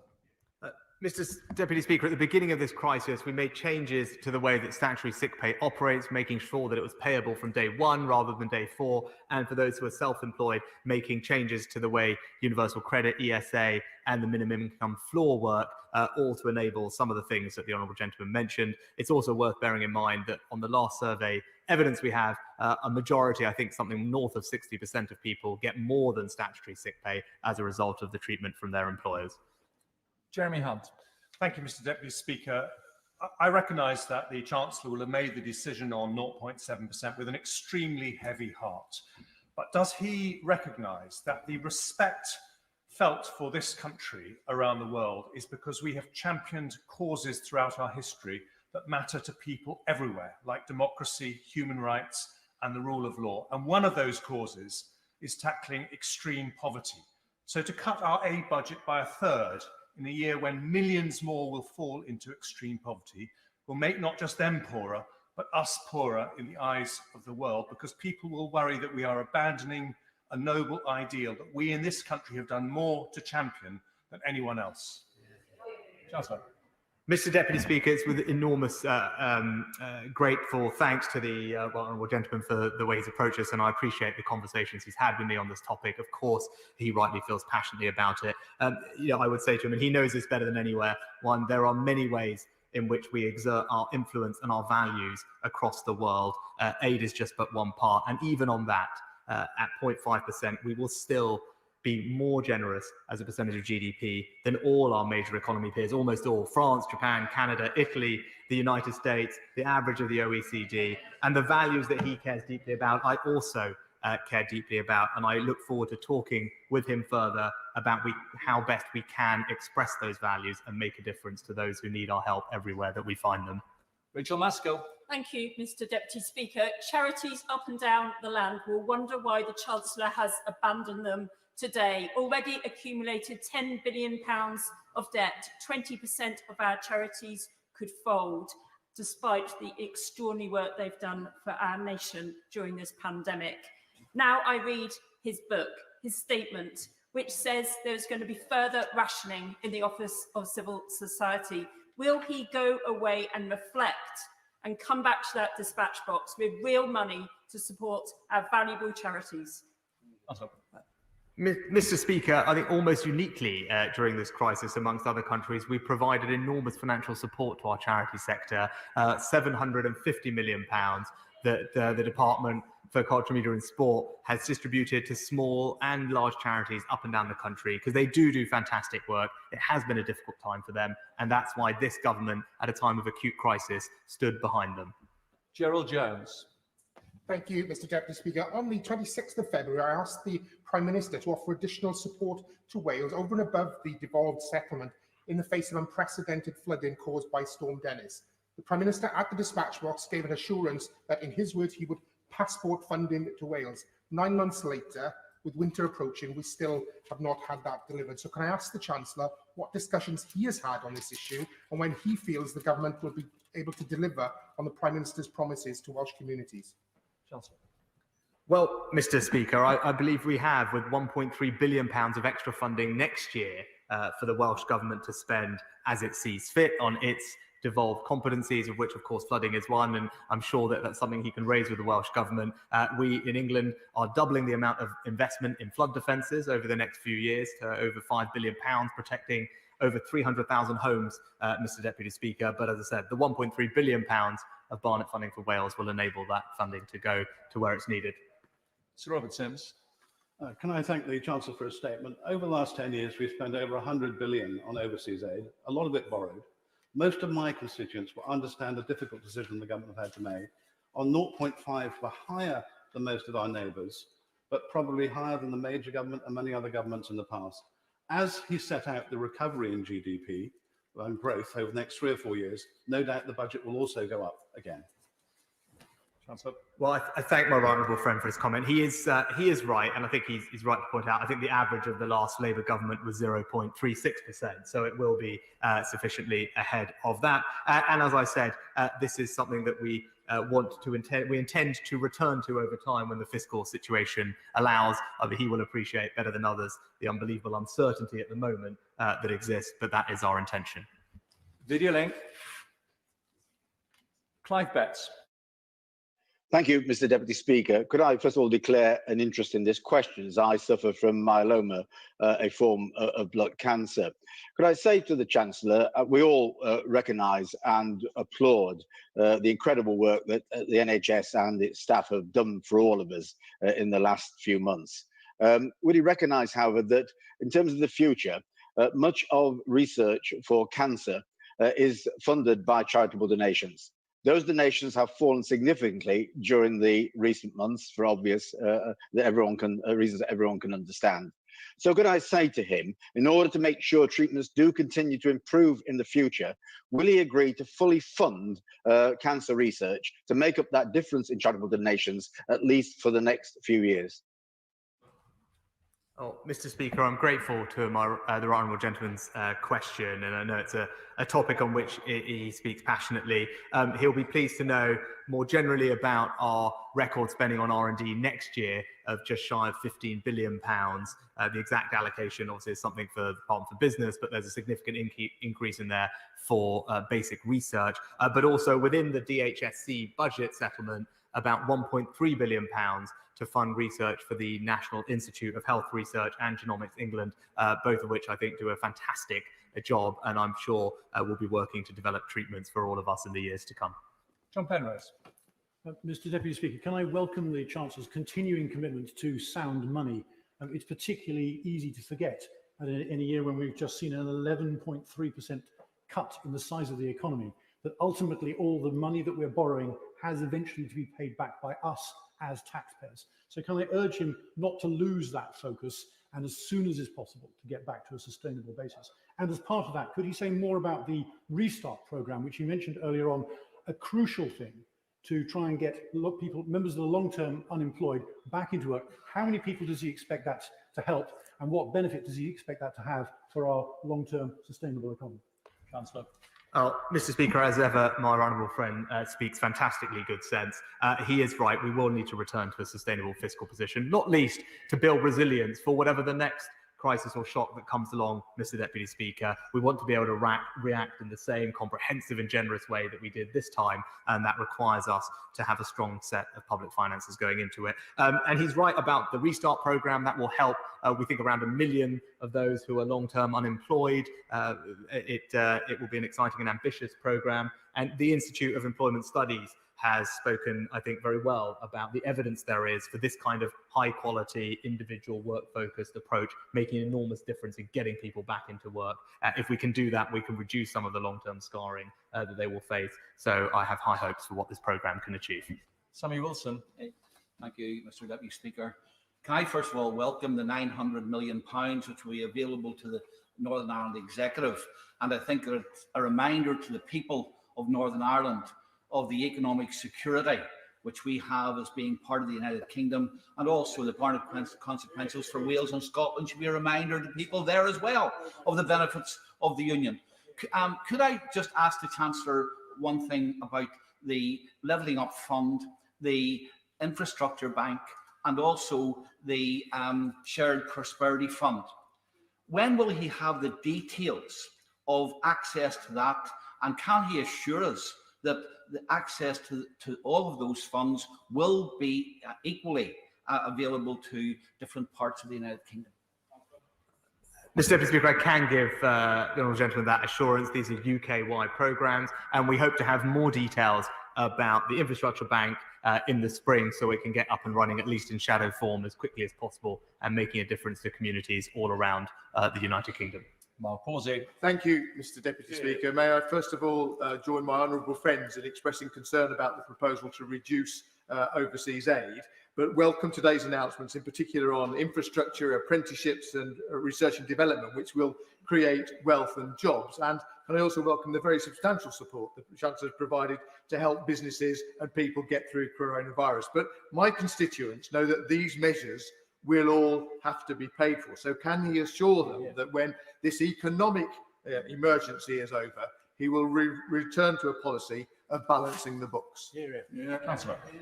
Well, my honourable friend is absolutely right. Although it's right to act in this way during the crisis, it wouldn't be a sustainable way to operate. But the important thing to know is right now the focus should be on supporting business and jobs. But once our economic recovery is secure, we can turn our task to making sure that we have a strong set of public finances.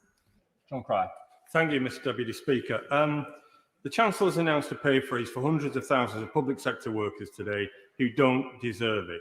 Firefighters, care assistants, teaching assistants, all will suffer a pay freeze. What is the economic impact, the assessment of the economic impact of that pay freeze? There must be one in the Treasury somewhere. What is it?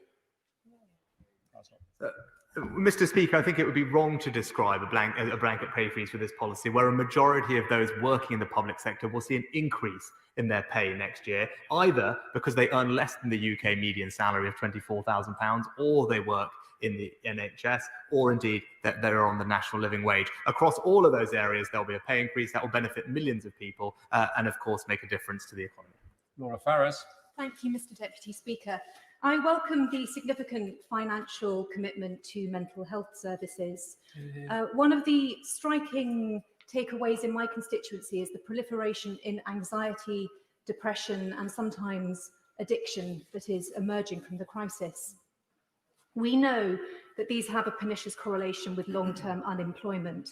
And for that reason, could I invite my right honourable friend to keep a sharp focus on mental health spending over the years ahead, because the best training programmes, the best labour market interventions in the world will only work if the workforce is mentally well enough to engage. Well, I think my honourable friend makes an excellent point. It's a topic she knows very well, and I hope she was heartened to hear what I said earlier about £500 million of the increase of £3 billion for the NHS this year being specifically targeted on mental health to address all the things she said, and she's right about the difference they will make to many people in our country. Darren Jones. Thank you, Mr Deputy Speaker.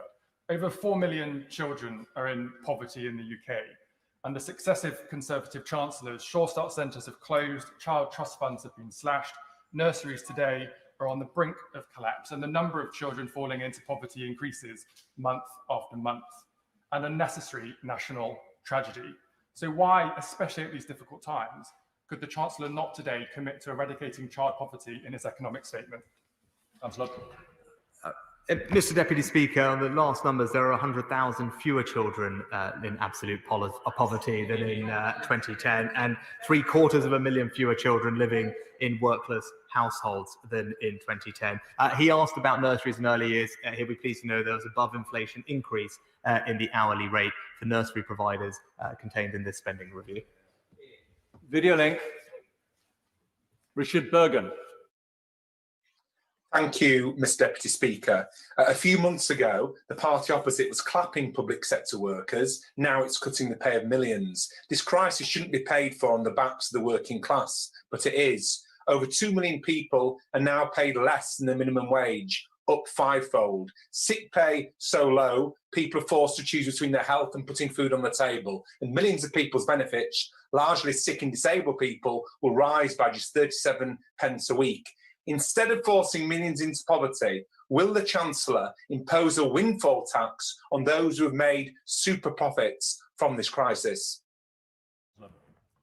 Well, Mr Speaker, the honourable gentleman talked about those on the lowest pay. I mean, we've increased or accepted the recommendations from the Low Pay Commission to increase the national living wage by 2.2%. That will make a difference of £345 to full-time national living wage workers, as well as protecting those in the public sector who earn up to the average UK salary of £24,000, who will receive a fixed or £250 uplift.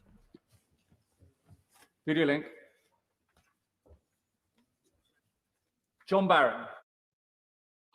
Thank you, Mr Deputy Speaker. I commend the Chancellor for many of these measures, including the support for the lower paid.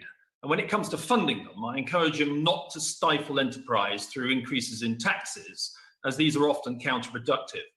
But may I raise with him today the case of social care workers? They provide an essential service, but they are often overlooked, in part because they span the private and public sectors. What more can he do for them? For example, further to my letter to him, will he consider raising their personal tax threshold so they can take home more of their pay? Thank you, Mr. Deputy Speaker. I'd say to my honourable friend, he's right about the importance of social care workers. He'll know that they're not formally part of public sector pay settlements, but many of them are national living wage workers, as he knows, so they will benefit from the increase that we're putting in place for next year of 2.2%. And he will know that we have already in the budget made starts on our desire to increase the national insurance threshold up, delivering cash benefits of, I think, about £100 this year to people. But it's something that we, of course, will keep under review for future fiscal events. Video link. Martin Day. Thank you, Madam Deputy. Thank you, Mr. Deputy Speaker. The Chancellor has already allowed UK unemployment to rise to 4.8% and expects it to rise further, with redundancies at a record high. Will he now admit his mistake in leaving the 3 million without furlough or self-employed help scheme and give contractors, freelancers, creators and others the help that they so desperately deserve? Councillor. Well, Mr. Speaker, the OBR and others have said that our economic interventions have helped keep down unemployment and protected jobs, and that is part of the reason why our unemployment rate today is lower than Italy, France, Spain, Canada and the United States. Luke Davis. Thank you, Mr. Deputy Speaker. Can I support the Chancellor's decision to cut the overseas aid budget, which I think will be widely welcomed across the country and the real world, even if not always in here? I don't see why it should be controversial to say that we should only spend what we can afford on overseas aid. And I suspect that the vast majority of the British public won't be asking, why has he cut so much? They will probably be asking, why are we still spending so much?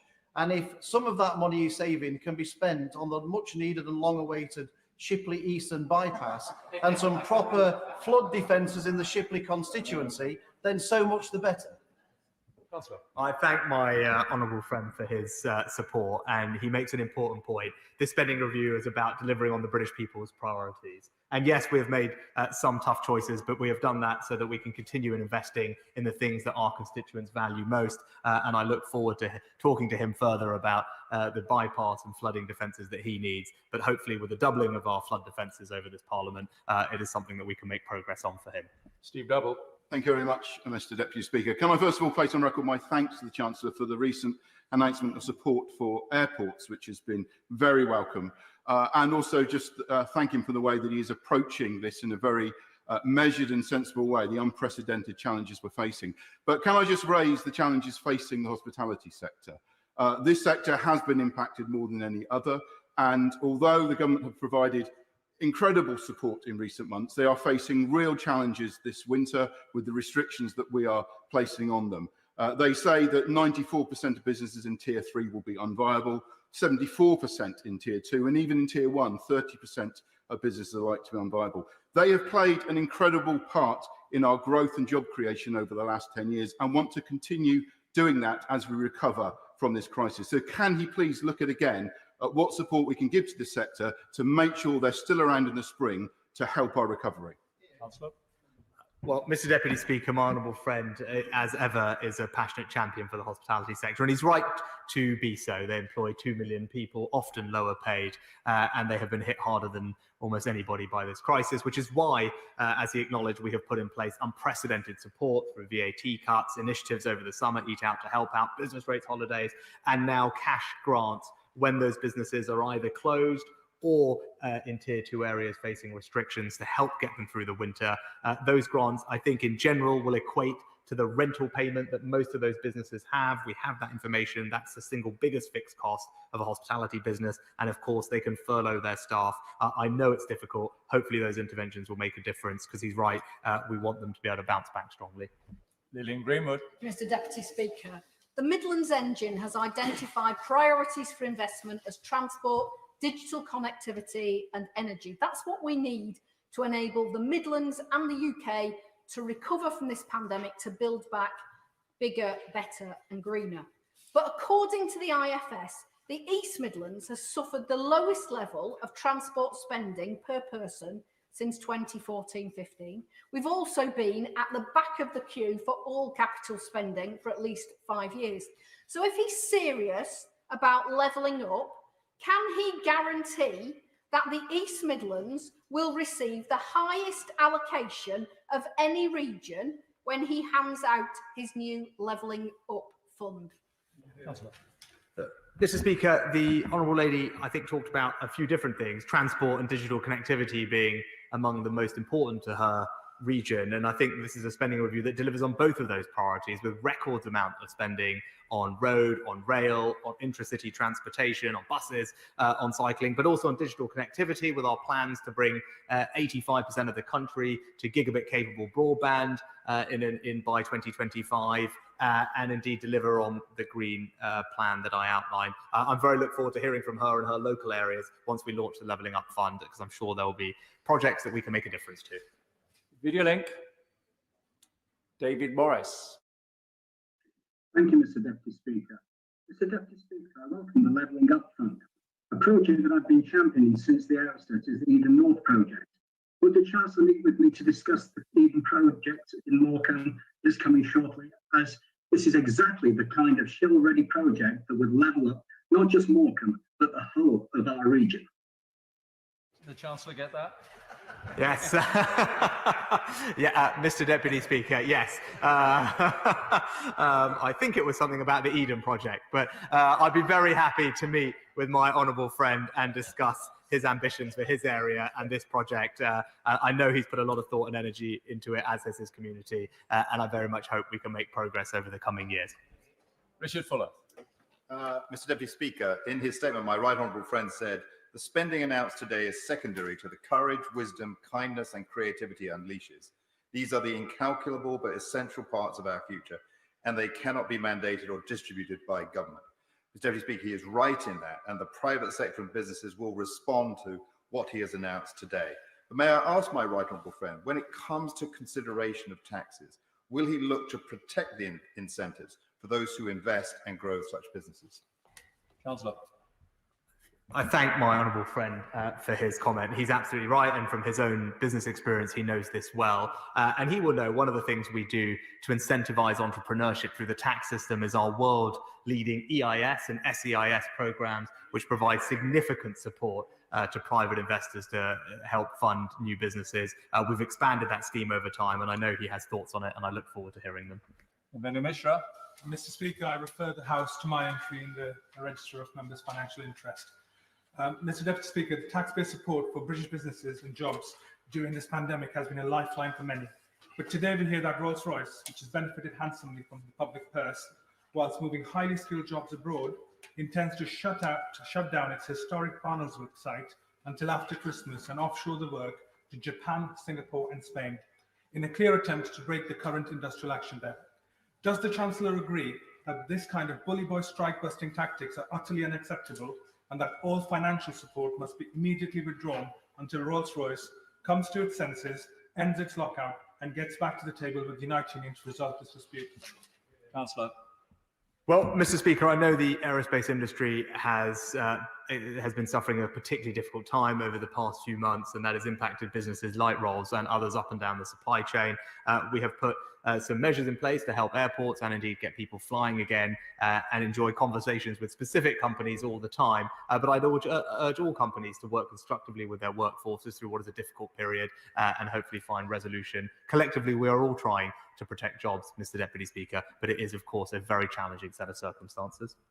Steve Bryan. Thank you, sir. The £325 million for the NHS to invest in the new diagnostic kits really welcome, as will be the £1 billion to begin tackling this elective backlog caused by COVID. So I'm going to ask the Chancellor to stick with that, and what freedoms my NHS Trust will have to spend that money, because my constituents waiting for the knee-op or the hip-hop, it may not be life or death issues, but they're massively life-impacting issues that then prevent them from getting on with their lives, working, enjoying their children or grandchildren. So I'm going to ask them to stick with that and clear this backlog. Well, my honourable friend, of course, knows about this particularly well from his own experience, and he's right. And this is one of the implications of the lockdown and what we've done in the past, that we do have this backlog now. And he's right, it does make a difference to people's day-to-day quality of life, which is why we've provided 3 billion, of which 1 billion is to tackle exactly the elective backlog. It'll enable 1 million more scans and treatments to happen. And as I said, it's something that we should stick with. Video link. Kirsten Oswald.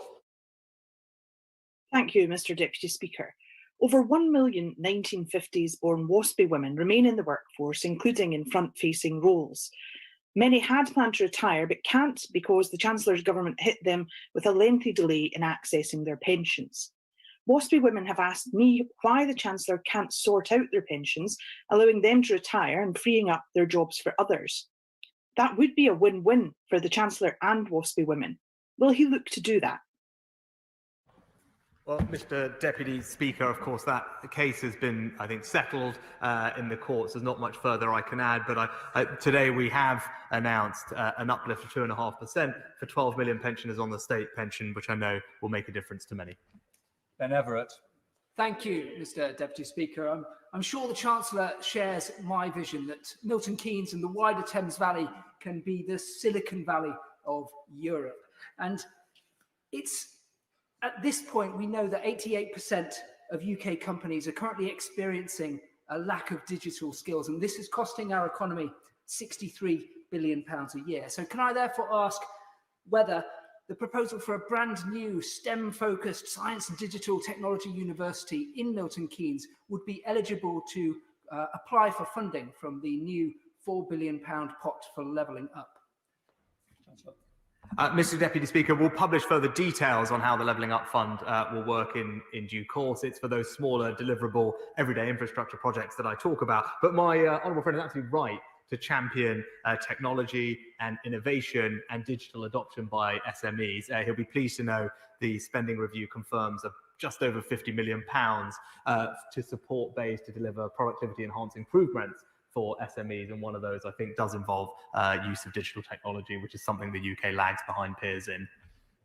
Yvette Cooper. Thank you, Mr. Deputy Speaker.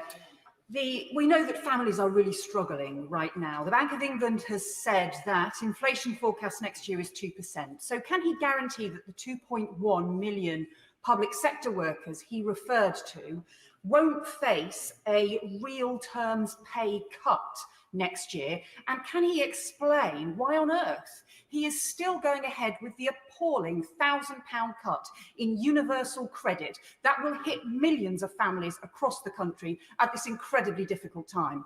Councillor. Mr. Speaker, for those in the public sector who earn less than £24,000, which is the UK national median wage, they will receive at least a fixed increase of £250.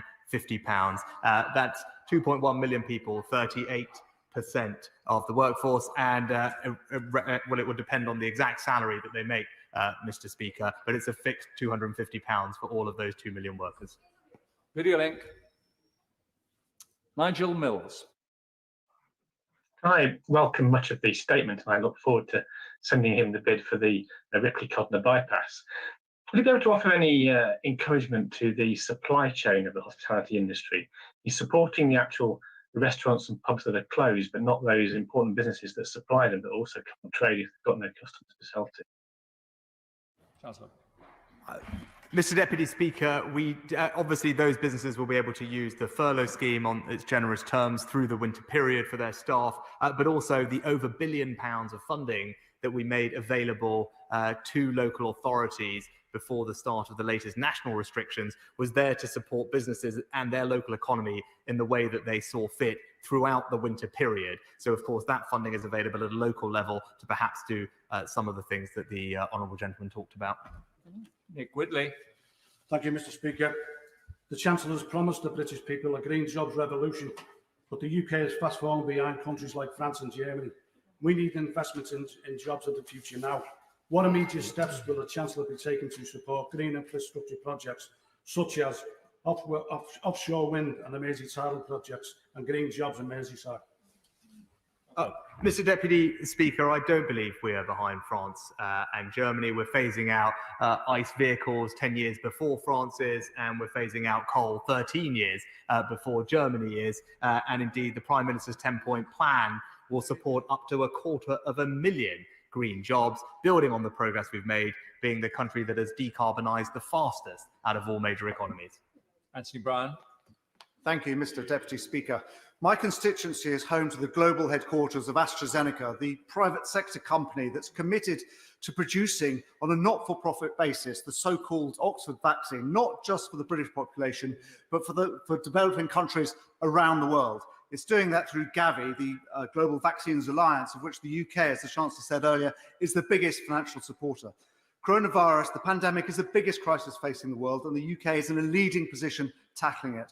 Can my right honourable friend confirm that as a result of this spending review, the UK will continue to be able to play that leading role against the pandemic? I can give my honourable friend that assurance, and he highlights a perfect example of this country making enormous difference to millions of people around the world, not just with our aid budget, but through the quality of our research and then our desire to find commercial partners who would bring that life-saving treatment to millions of people at cost. It's a fantastic example, and my honourable friend is right to highlight it. Video link. Rebecca Long-Bailey.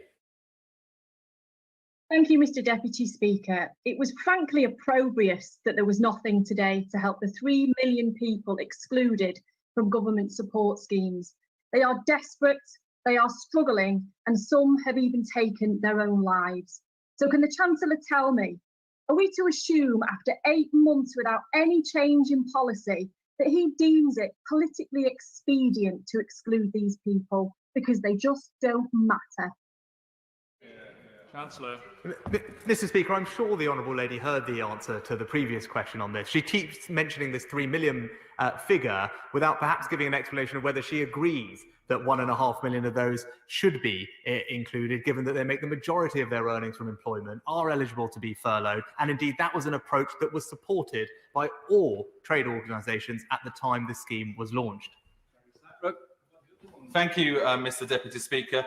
15 years ago, after following the MG Rover collapse, there is still 150 acres of unused land in Longbridge, which could be used to provide the much-needed jobs that we need locally. And so will the Chancellor support my campaign, along with the Mayor, Andy Street, to make sure that Longbridge is at the top of the list when it comes to levelling up, to make sure that we have those jobs right across Northfield? Chancellor. Well, that sounds like an excellent idea, Mr. Deputy Speaker, and I hope that the £400 million Brownfield Fund, which is part of our housing fund, could potentially be of help. And I know the Mayor, Andy Street, has spoken to the Housing Secretary about how best he can access the Brownfield Fund. It sounds like the kind of project it's designed to help. Emily O'Buck. Thank you very much, Mr. Deputy Speaker. The Chancellor has repeatedly said he doesn't recognise them, but today 3 million taxpayers, including many of my constituents who've been excluded from any support at all, will have been in anguish waiting for his statement. Far from protecting lives and livelihoods, he's let them down yet again. Their income down to zero, losing their homes, unable to feed their families, and again, some have even taken their own lives. Is it that the Chancellor doesn't understand the heartache and hopelessness of poverty, or is it simply that he just does not care? Chancellor. Mr. Speaker, anyone in the circumstances described by the Honourable Lady would surely be eligible for support for universal credit, which can provide, depending on the circumstances, somewhere between £1,500 and £1,800 per family per month to help support them if that's what they need. And she talks about self-employed as if perhaps they are not also people who benefit from better hospitals, better schools, better local infrastructure and safer streets. That's what this spending review delivers, Mr. Deputy Speaker, and it will benefit everybody in the United Kingdom in that way. Video link. Marco Longhi. Thank you, Mr. Deputy Speaker, and I very much welcome my right honourable friend's statement and strongly applaud the government's commitment to fund the NHS with investment in hospitals, such as the £3 million for Russell's Hall Hospital, the A&E in Dudley. But not just that, it's the investment in diagnostic equipment, as well as more nurses and GP appointments. Can he outline how these commitments help the Conservative Party meet its manifesto commitments to deliver stronger public services, such as 50,000 more nurses? Chancellor. Mr. Deputy Speaker, my honourable friend is absolutely right. Not only are we maintaining our commitment to the NHS's 5-year long-term settlement, we're providing additional funds, £3 billion for COVID recovery this year, but also fully funding the extra funding required to deliver on those commitments of 50,000 more nurses, 50 million more GP appointments, and indeed 40 new hospitals. Ali. Thank you, Mr. Deputy Speaker. The British people have faced an incredibly difficult year with COVID and the resulting economic crisis.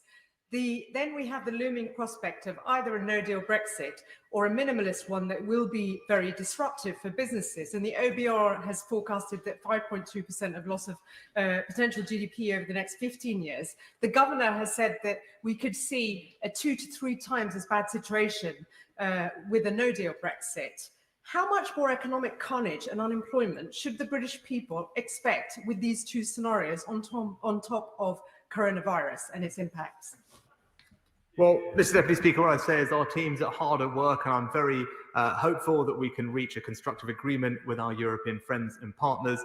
Our wishes in this negotiation have always been consistent and transparent, and are based entirely on precedent of what other countries have achieved with the EU. So I'm very much hopeful with good work and a constructive attitude we can get there, Mr. Deputy Speaker. Sir David Davis. In what must be the most challenging circumstances ever to deliver a spending review, I welcome the Restart scheme to help the unemployed. But last year, £500 million was announced to help youth services, and Southend YMCA greatly benefited from that. Will the Chancellor recommit to that £500 million, and will he set out a time frame which that can be delivered over the next 5 years?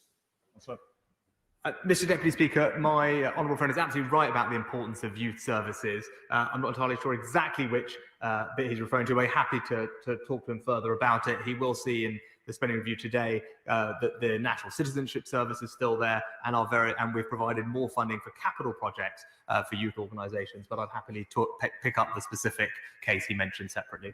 Kevin Holmrek. Thank you, Mr. Deputy Speaker, and can I welcome my right honourable friend's statement, particularly the Levelling Up Fund, and can I make an immediate representation for the dualling of the A64 in my constituency? Also welcome the changes to the Green Book. Will you take a similar look at the Housing Infrastructure Fund, which also has a built-in bias towards spending in London and the South East? Well, I know this is an area that my honourable friend knows particularly well, so I'm very much happy to take him up on that suggestion and discuss his concerns with the Housing Secretary, and I thank him for bringing it to my attention. Tim Farron. Thank you, Mr. Deputy Speaker. There are some positives for the NHS in the Chancellor's statement, but it does feel like there is a blind spot. In the detailed documents, as far as I can tell, there's only one reference to cancer. Bear in mind that the clinicians estimate that we will lose 60,000 years unnecessarily to cancer deaths during this time, and that it may take 5 years for the government, the NHS, to catch up with the colossal cancer backlog. There is no reference to the urgent investment in radiotherapy or other treatment mechanisms that are necessary to catch up with cancer in his statement. Will he think again? Will he meet with me and a cross-party group of MPs, clinicians and patients living with cancer, so we can think again, act now and save lives?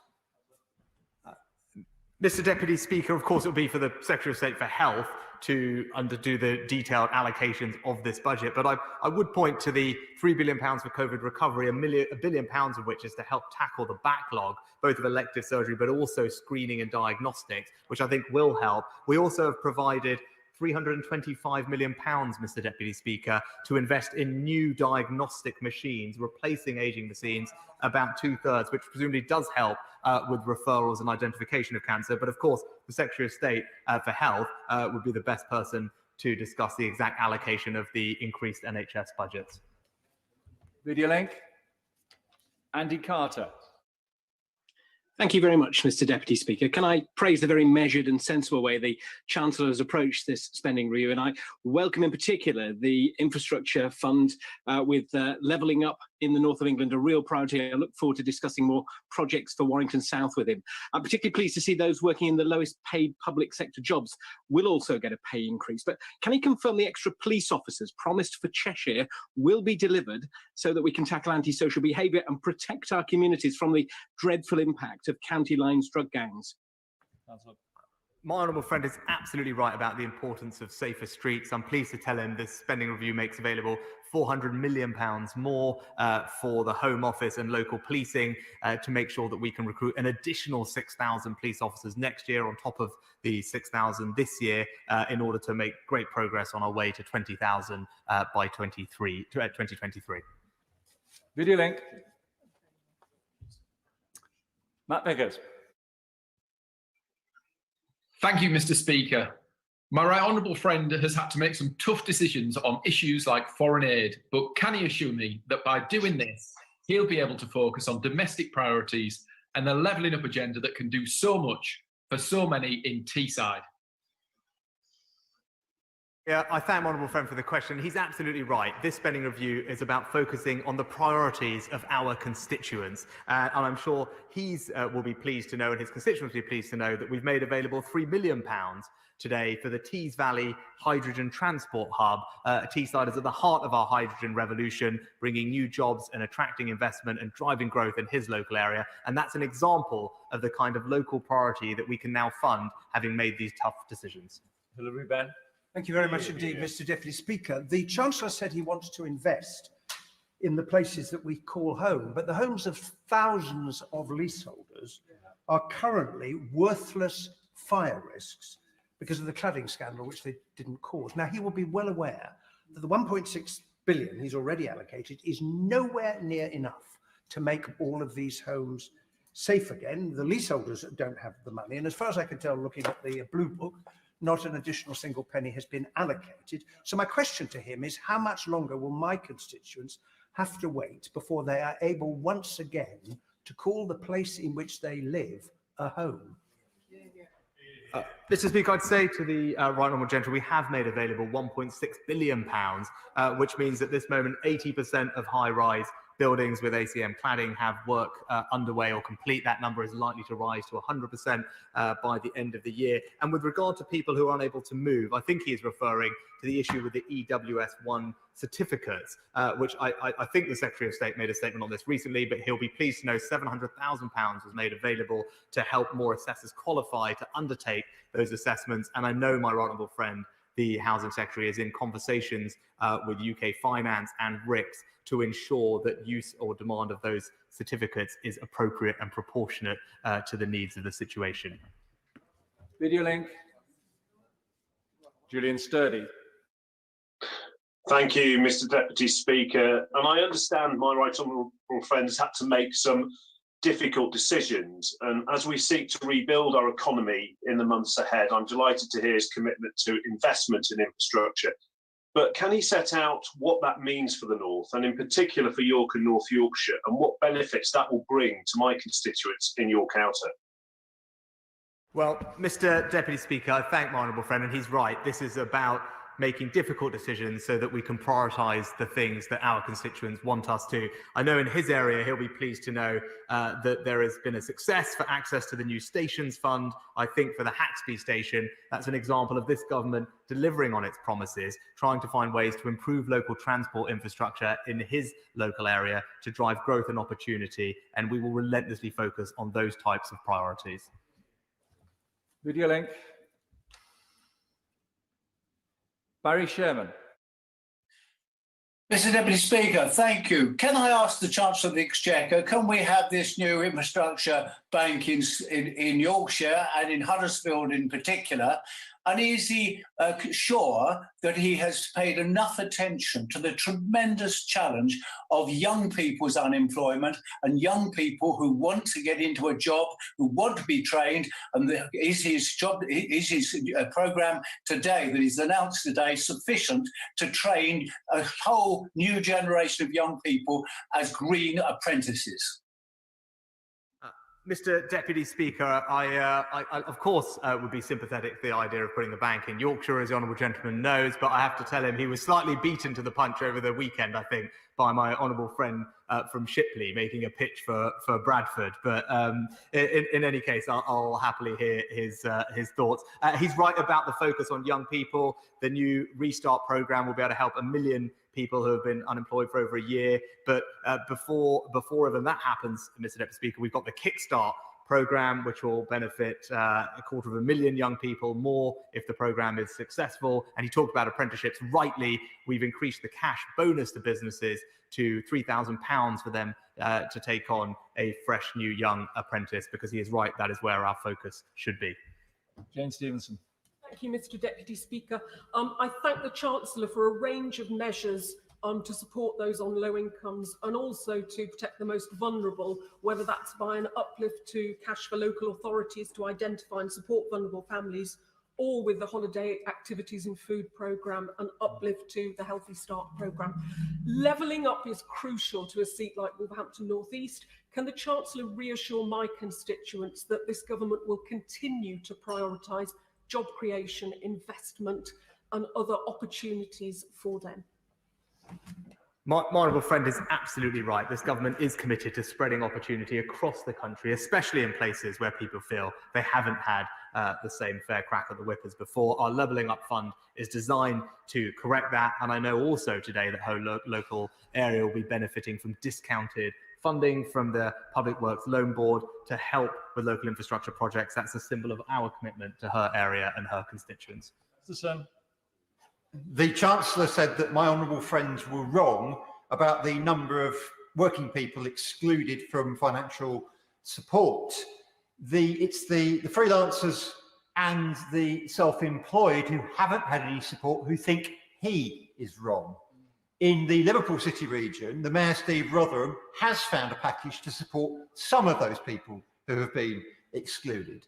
So when is the Chancellor going to step up and support Steve Rotherham, Andy Burnham and the other Labour leaders in local government and put that support package together? He has to admit that these people have not qualified for furlough, they have not qualified for the self-employed support or the business grants either, and most of them are not eligible for universal credit. When is he going to end this burning injustice? Mr. Deputy Speaker, £1 billion has been provided to local authorities across the country to support their businesses and local economies as they see fit. And of course, that funding has made available to his local authority. If that's how they choose to use it, of course, that is up to them. But there's a range of different support we've provided, Mr. Deputy Speaker, whether it's loans, whether it is access to our more generous welfare system, or indeed mortgage holidays that 1 in 6 mortgage holders use in the end. These are all ways that we've tried to do our best to provide support to the largest number of people possible. Okay. Mr. Speaker, I wholeheartedly welcome the announcement that doctors, nurses and NHS workers will be getting a pay increase. This crisis has also shown that we desperately need to invest in our urgent care capacity. That's why I've been campaigning for new urgent care centres for both Tameside Hospital and Stepping Hill Hospital. Will the Chancellor confirm that the government remains 100% committed to the NHS hospital upgrade programme? My honourable friend is absolutely right.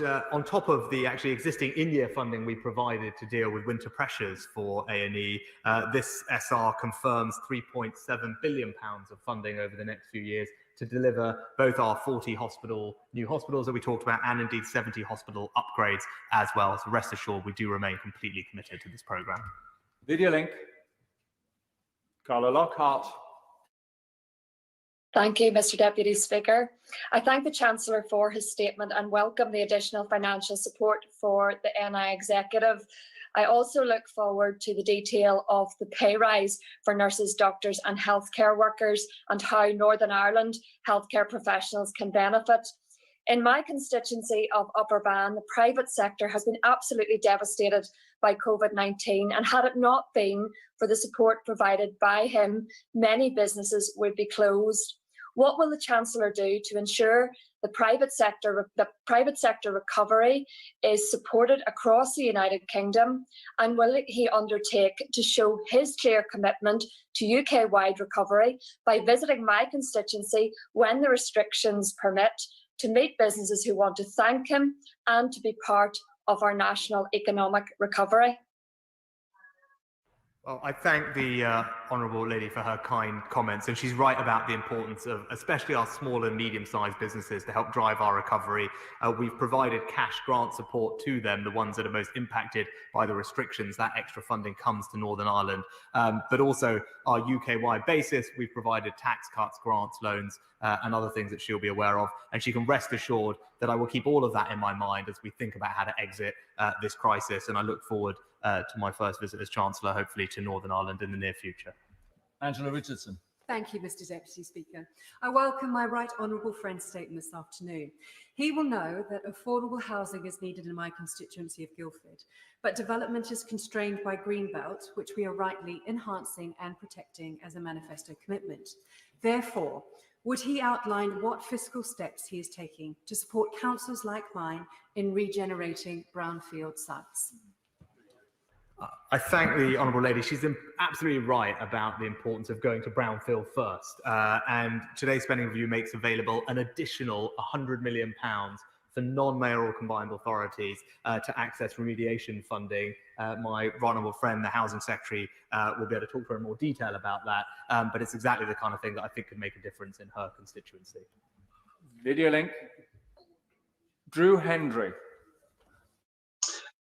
Thank you, Mr Deputy Speaker. By introducing the emergency measure to increase universal credit by £20 per week, the Chancellor was acknowledging what many have known for years, that universal credit is simply not enough to live on.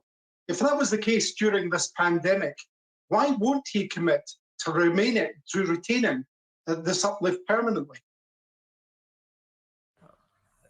Mr Deputy Speaker, we put in place a range of temporary measures because we were dealing with an unprecedented crisis. We are now working our way through that crisis, and the future looks brighter considerably than it did in March, not least because of the medical advancements and our ability to do improved testing as well. So we can look forward. We keep everything under review, Mr Deputy Speaker. The uplift lasts all the way to the spring. As we get to the spring and have more clarity about the future path of our economy and restrictions, we will of course be mindful of how to support and protect those who are most vulnerable in our society. Martin Vickers. Thank you, Mr Deputy Speaker. Whilst I share some of the concerns expressed by colleagues about the aid budget, can I say to my right honourable friend that if we are to continue asking our constituents to make sacrifices, I think it's a temporary move is the right one. And could I ask for an assurance that the Greater Grimsby Town deal, which is of great benefit to my Cleethorpes constituency, will continue to be funded? And he's aware from a note I gave him last week that a modest support for LNER would restore our direct rail service to London. I would hope that he can achieve that. Thank you. Well, Mr Speaker, I thank my honourable friends for his support, and he's right about the need, my need to make difficult decisions, tough choices, so that we can prioritise the things that he talked about. I believe today his local area has received some seed funding to examine proposals for the South Humber line. I hope that will make a difference to his constituents, and I hope our Levelling Up Fund could be something that he and I have a productive conversation about as we figure out how best to support the wonderful town of Grimsby with its future ambitions. Rachel Hopkins. Thank you, Mr Deputy Speaker. It is irresponsible to pit public sector and private sector workers against each other in the race to the bottom on wages, especially when key workers across both sectors kept us going through the pandemic. Notwithstanding the small amount paid to low-paid workers who frankly deserve better, this pay freeze for civil servants will also freeze any meaningful action on tackling the gender pay gap in the civil service, which is 12%. Will the Chancellor outline what discussions he's had about eradicating the gender pay gap in the government departments with the Cabinet Office? So, Mr Deputy Speaker, just for the record, no one is trying to pit anyone against anyone else. This is simply about doing what is fair for the country. It is the right decision to make. It is a difficult decision, but we have taken a targeted approach to protect those on lower incomes, protect those in the NHS, ensuring that a majority of public servants will receive an increase in their pay next year. And I'll be very happy to go away and look at the example she gave of the gender pay gap in the civil service and make sure that we are making good progress to eliminating that. Video link. Mike Wood. Thank you, Mr Deputy Speaker. We all want to see people's wages going up again after this pandemic. My right honourable friend's statement provides a strong foundation for securing that. At a time when many workers in the private sector face cuts or job losses, I can understand why it's necessary to pause public sector pay rises other than those for frontline NHS workers and those earning less than the national average. But will he join me in urging the Independent Parliamentary Standards Authority to make sure that that freeze must also extend to the salaries of members of Parliament? Well, I think my honourable friend makes an excellent point, and the way he framed it, I think, was spot on. He will be reassured to know that the Chancellor of the Duchy of Lancaster has written to IPSA on behalf of the government, Prime Minister and I, to express our views on the situation and to enable them to be informed about the pay policy that we put in place in the public sector, and urge them to take account of that when they set pay policy. Of course, they're an independent body, but I would hope very much that they look at what we're doing. Did you link? Vicky Foxcroft. Thank you, Mr. Deputy Speaker. The Youth Violence Commission report published earlier this year highlighted the importance of high-quality youth services provision. Yet in a recent written response to the report, the member for Lambeth Horncastle made no mention of the Youth Investment Fund, and the same applies to the Chancellor today. Indeed, when the member for Southend West asked about this, the Chancellor didn't seem to know what he was on about. Does this mean the promised and already delayed 500 million has been shelved? No, Mr. Deputy Speaker, it hasn't been shelved, but I can tell the Honourable Lady there is extra funding in this spending review for youth services. There's an amount of money for extra capital projects for youth clubs, and of course funding for the National Citizenship Service. And more generally, the government will review its approach to all youth services later this spring, and my right honourable friend, the Secretary of State, will set out details in due course. Jones. Thank you, Mr. Deputy Speaker. I welcome the focus on infrastructure in this statement. As my right honourable friend knows, I chair the all-party infrastructure group, and I can tell him that the industry has been looking for certainty, as he is providing today. Does he agree with me that certainty will allow the industry to plan better and through that to deliver better value, and also develop skills programmes, including apprenticeship programmes? Yeah, my honourable friend is absolutely right, and it's that because of that multi-year certainty, particularly on the capital side, that we can deliver projects more efficiently, faster and at lower cost, and that certainty also helps the supply chain to take on new apprentices, helped indeed by our apprenticeship bonus as well. But he's absolutely right, we must train the next generation and create jobs as we deliver this infrastructure, and that's exactly what we're doing. Thank you, Mr. Deputy Speaker.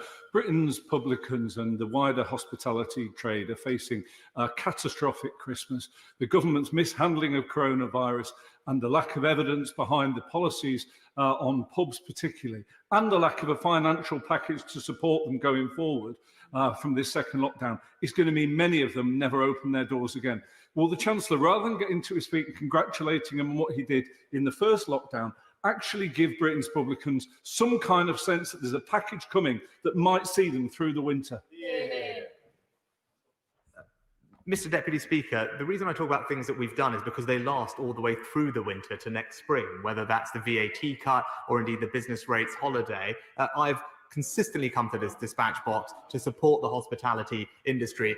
Many times actually accused of doing the wrong thing by members opposite, but the local restrictions grants that we've put in place will last through the winter, which means that if a pub is closed, it will receive up to £3,000 per month, which when you look at the average rateable value of a pub in England means that the vast majority of small and medium-sized pubs will have their rent covered by that. Of course, they can furlough their staff as well. And for those pubs operating in Tier 2 areas under restrictions, they will still get a grant worth 70% of that value. So, of course, we're trying to do what we can to support the hospitality sector. I've done that since the beginning of this crisis, and I will keep doing so. Nikki Hagan. Thank you, Mr. Deputy Speaker. May I congratulate my right honourable friend for the statement today, and also for his stamina, as I'm the 80th question he's answered so far this afternoon. Mr. Deputy Speaker, rough sleeping is a subject that's very close to my heart, and tackling the causes of rough sleeping. Sadly, in my constituency, we see more rough sleepers than any other constituency in the United Kingdom. Would my right honourable friend give me assurances that today in his statement he will be providing financial support so we can make sure that we can focus on the government's priority to end rough sleeping by 2024?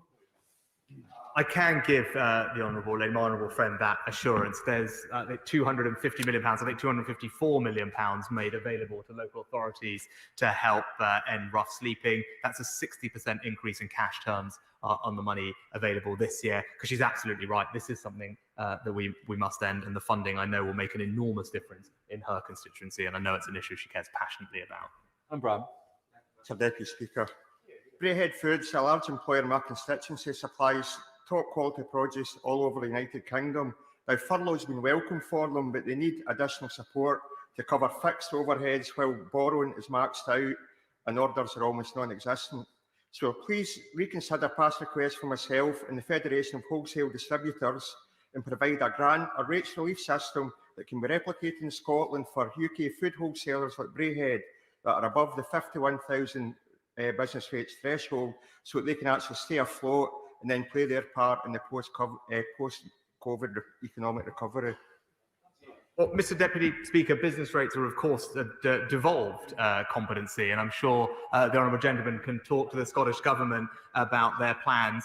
They obviously will receive £2.4 billion of Barnett consequentials as a result of what we're doing this year, and it could be that they could choose to use some of that funding to provide support in the way that he asked.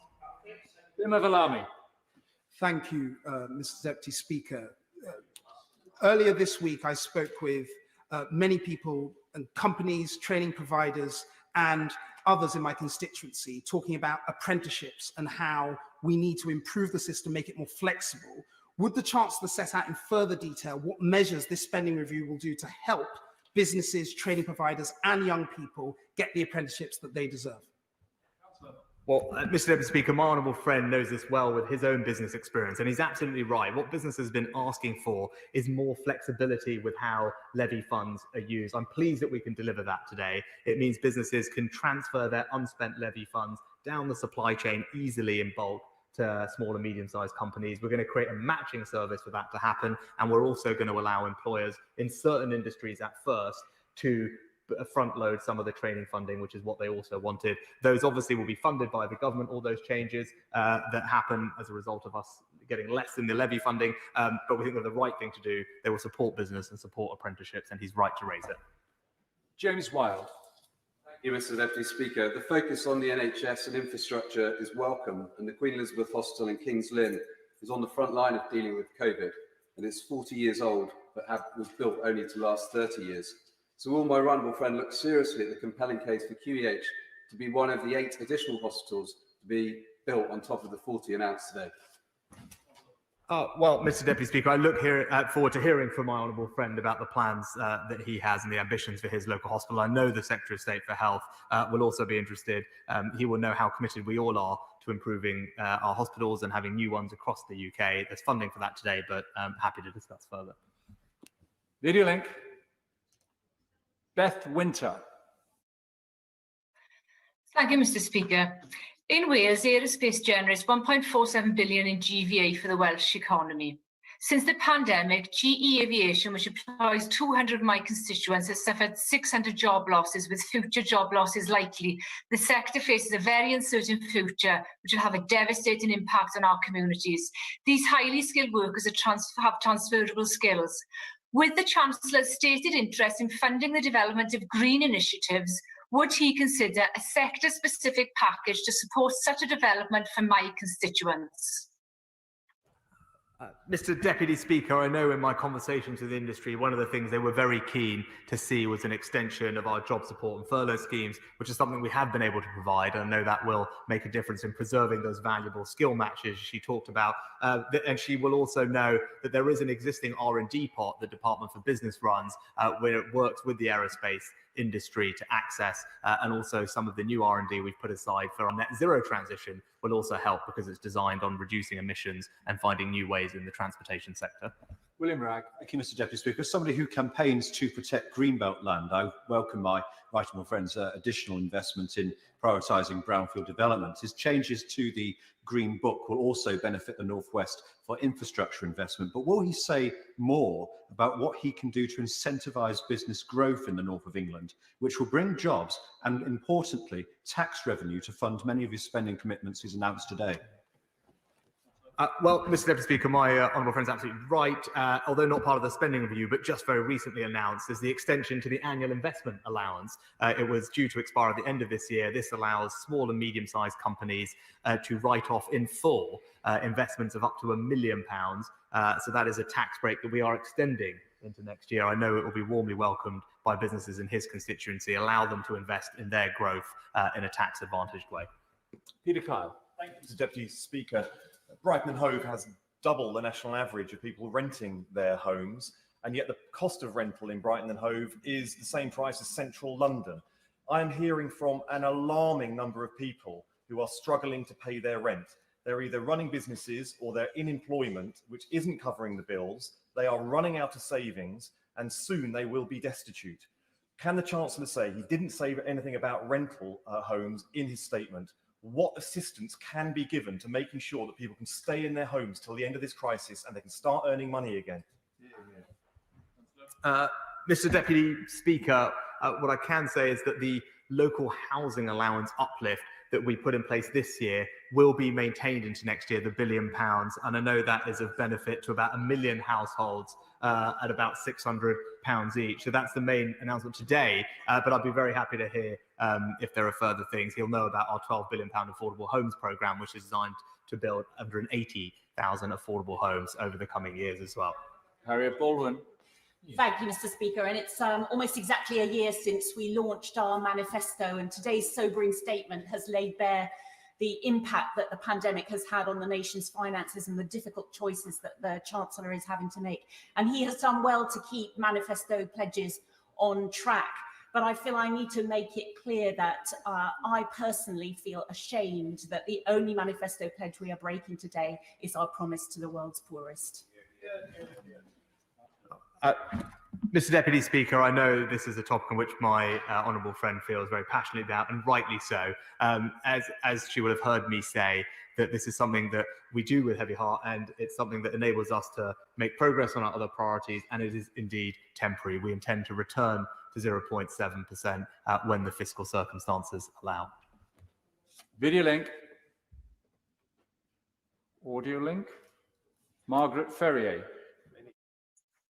Thank you, Mr Deputy Speaker. According to the Institute for Fiscal Studies, public sector pay is now at its lowest level in decades relative to the private sector. While the announcement of a pay rise for NHS workers is welcome, other public sector workers will be put in even greater financial insecurity by the pay freeze. Does the Chancellor not feel that in the context of the great work they're doing at the moment in this pandemic, this public sector pay cap is a dramatic failure to show our appreciation for all their hard work? Mr Deputy Speaker, the Honourable Lady mentioned the relative pay premium. It's worth bearing in mind that there still is a pay premium. The latest numbers we have from 2019 show a 7% pay premium between public and private sector wages, and that premium will without doubt have been exacerbated by the growing disparity in public-private sector wages that we are seeing this year. So in the interest of fairness and in the interest of protecting public sector jobs, I think it is right that we have taken a targeted approach, prioritise pay rises for those on lower incomes and in the NHS. Tom Hunt. Mr Deputy Speaker, I very much welcome the £4 billion levelling up fund, but it can't just be about the North and the Midlands. Ipswich will need to be part of the mix as well there. I also welcome the schools budget, over £7 billion extra funding into schools. But I'm very passionate about special educational needs provision, as the Chancellor will know, and I just wanted assurances from him that when we're talking about this extra investment, we're talking about the extra 500 schools over the next decade. That must include providing first-class special educational needs provision, which does cost a lot, but is absolutely worth it. Well, I know about my honourable friend's passion for this subject. I'm pleased to be able to tell him £300 million has been allocated for new school places for children with special educational needs and disabilities. I think about 4 times as much as was provided to local authorities a year ago. Meg Hillier. Thank you, Mr Deputy Speaker. Mr Deputy Speaker, we've heard a very much a smoke and mirrors statement today, with the Chancellor repeatedly saying there's more cash year on year than in the last decade. Well, that's easy to say after 10 years of austerity and cuts. But I want to focus particularly on the local government settlement, which actually is a static settlement on the departmental expenditure limit, but has this mysterious phrase, the core spending power, which has become commonplace now in government, which includes the option to increase council tax. Council tax is a regressive tax. There are some councils with a very low council tax base where the percentage increase will mean very little money into the coffers. So even were councils to go down this route, how is he going to make sure in his levelling up agenda that those councils don't lose out because they've got a lower council tax base? Mr Deputy Speaker, as former local government minister, fortunately my first job, I'm happy to tell the Honourable Lady there's nothing smoke and mirrors about core spending power. It is the metric on which the local government finance settlement is done every year. It is the main metric that is focused on, and it is going up 4.5%, which is a very high level compared to any of the last years. She's right about how council tax works, which is why we've put in an additional £300 million of grant. That comes on top of the existing grant. Part of that is used for equalisation. The exact way that that works is a matter for MHCLG, but as is always the case, we have an equalisation element to the grant to deal with the issue that she specifically raised. I'm talking that. Thank you, Mr Deputy Speaker. First of all, may I pay tribute to my right honourable friend who's got the most extraordinary, difficult job in juggling the nation's finances at this time. I pay tribute to his investment in levelling up, and I also pay tribute to his focus on business, which after all is going to pay for all the money that he's just spent. Could he perhaps tell me a little bit about the aid budget, however? Because what I've noticed 20 basis points moving from aid into defence, a very welcome defence budget, certainly, but at a time when aid has never been more needed, in extending the perimeter of our public health to countries where otherwise the COVID crisis would run wild, surely this is not exactly the right moment to be reducing those defences. And secondly, would he agree with me that the 2015 Act, to which he's made reference this afternoon, clearly gives him the opportunity to opt out of the 0.7 target according to 3 different metrics, all of which are covered by the COVID crisis, and therefore he can do his reduction, if he feels it is necessary, with no change in the law whatsoever? Well, Mr Deputy Speaker, I'm thankful to my honourable friend for his comments and indeed the constructive conversations I've had with him on both our aid budget, but also our defence budget, and more generally our place in the world, which he rightly champions and does a very good job of. And he's right that we should look holistically at that, and he made a good argument for why we play a role, particularly with providing security through our defence budget to many places.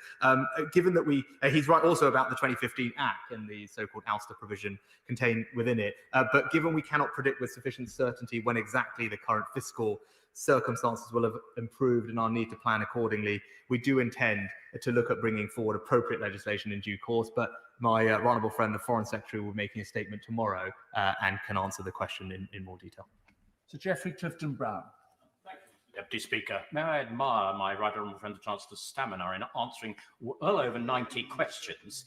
Can I also warmly welcome his statement this afternoon, and in particular the £100 billion he announced on infrastructure spending, which of course includes some vital projects in my constituency, notably the Levelling Up Fund of the feasibility study for the Cirencester Light Railway, the reconfirmation of the funding for the A417, and above all, the extra funding for gigabit broadband, which my rural constituency suffers from. So will he confirm that very hard-hit economies like Gloucestershire will benefit from this infrastructure funding, and it will help speed up a strong recovery?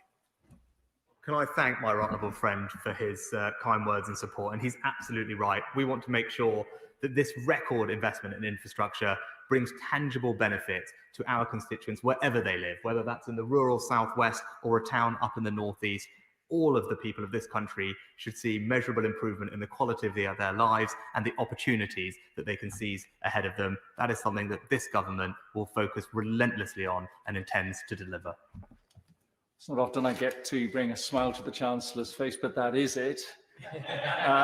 I'd like to thank him for his statement today and answering the questions.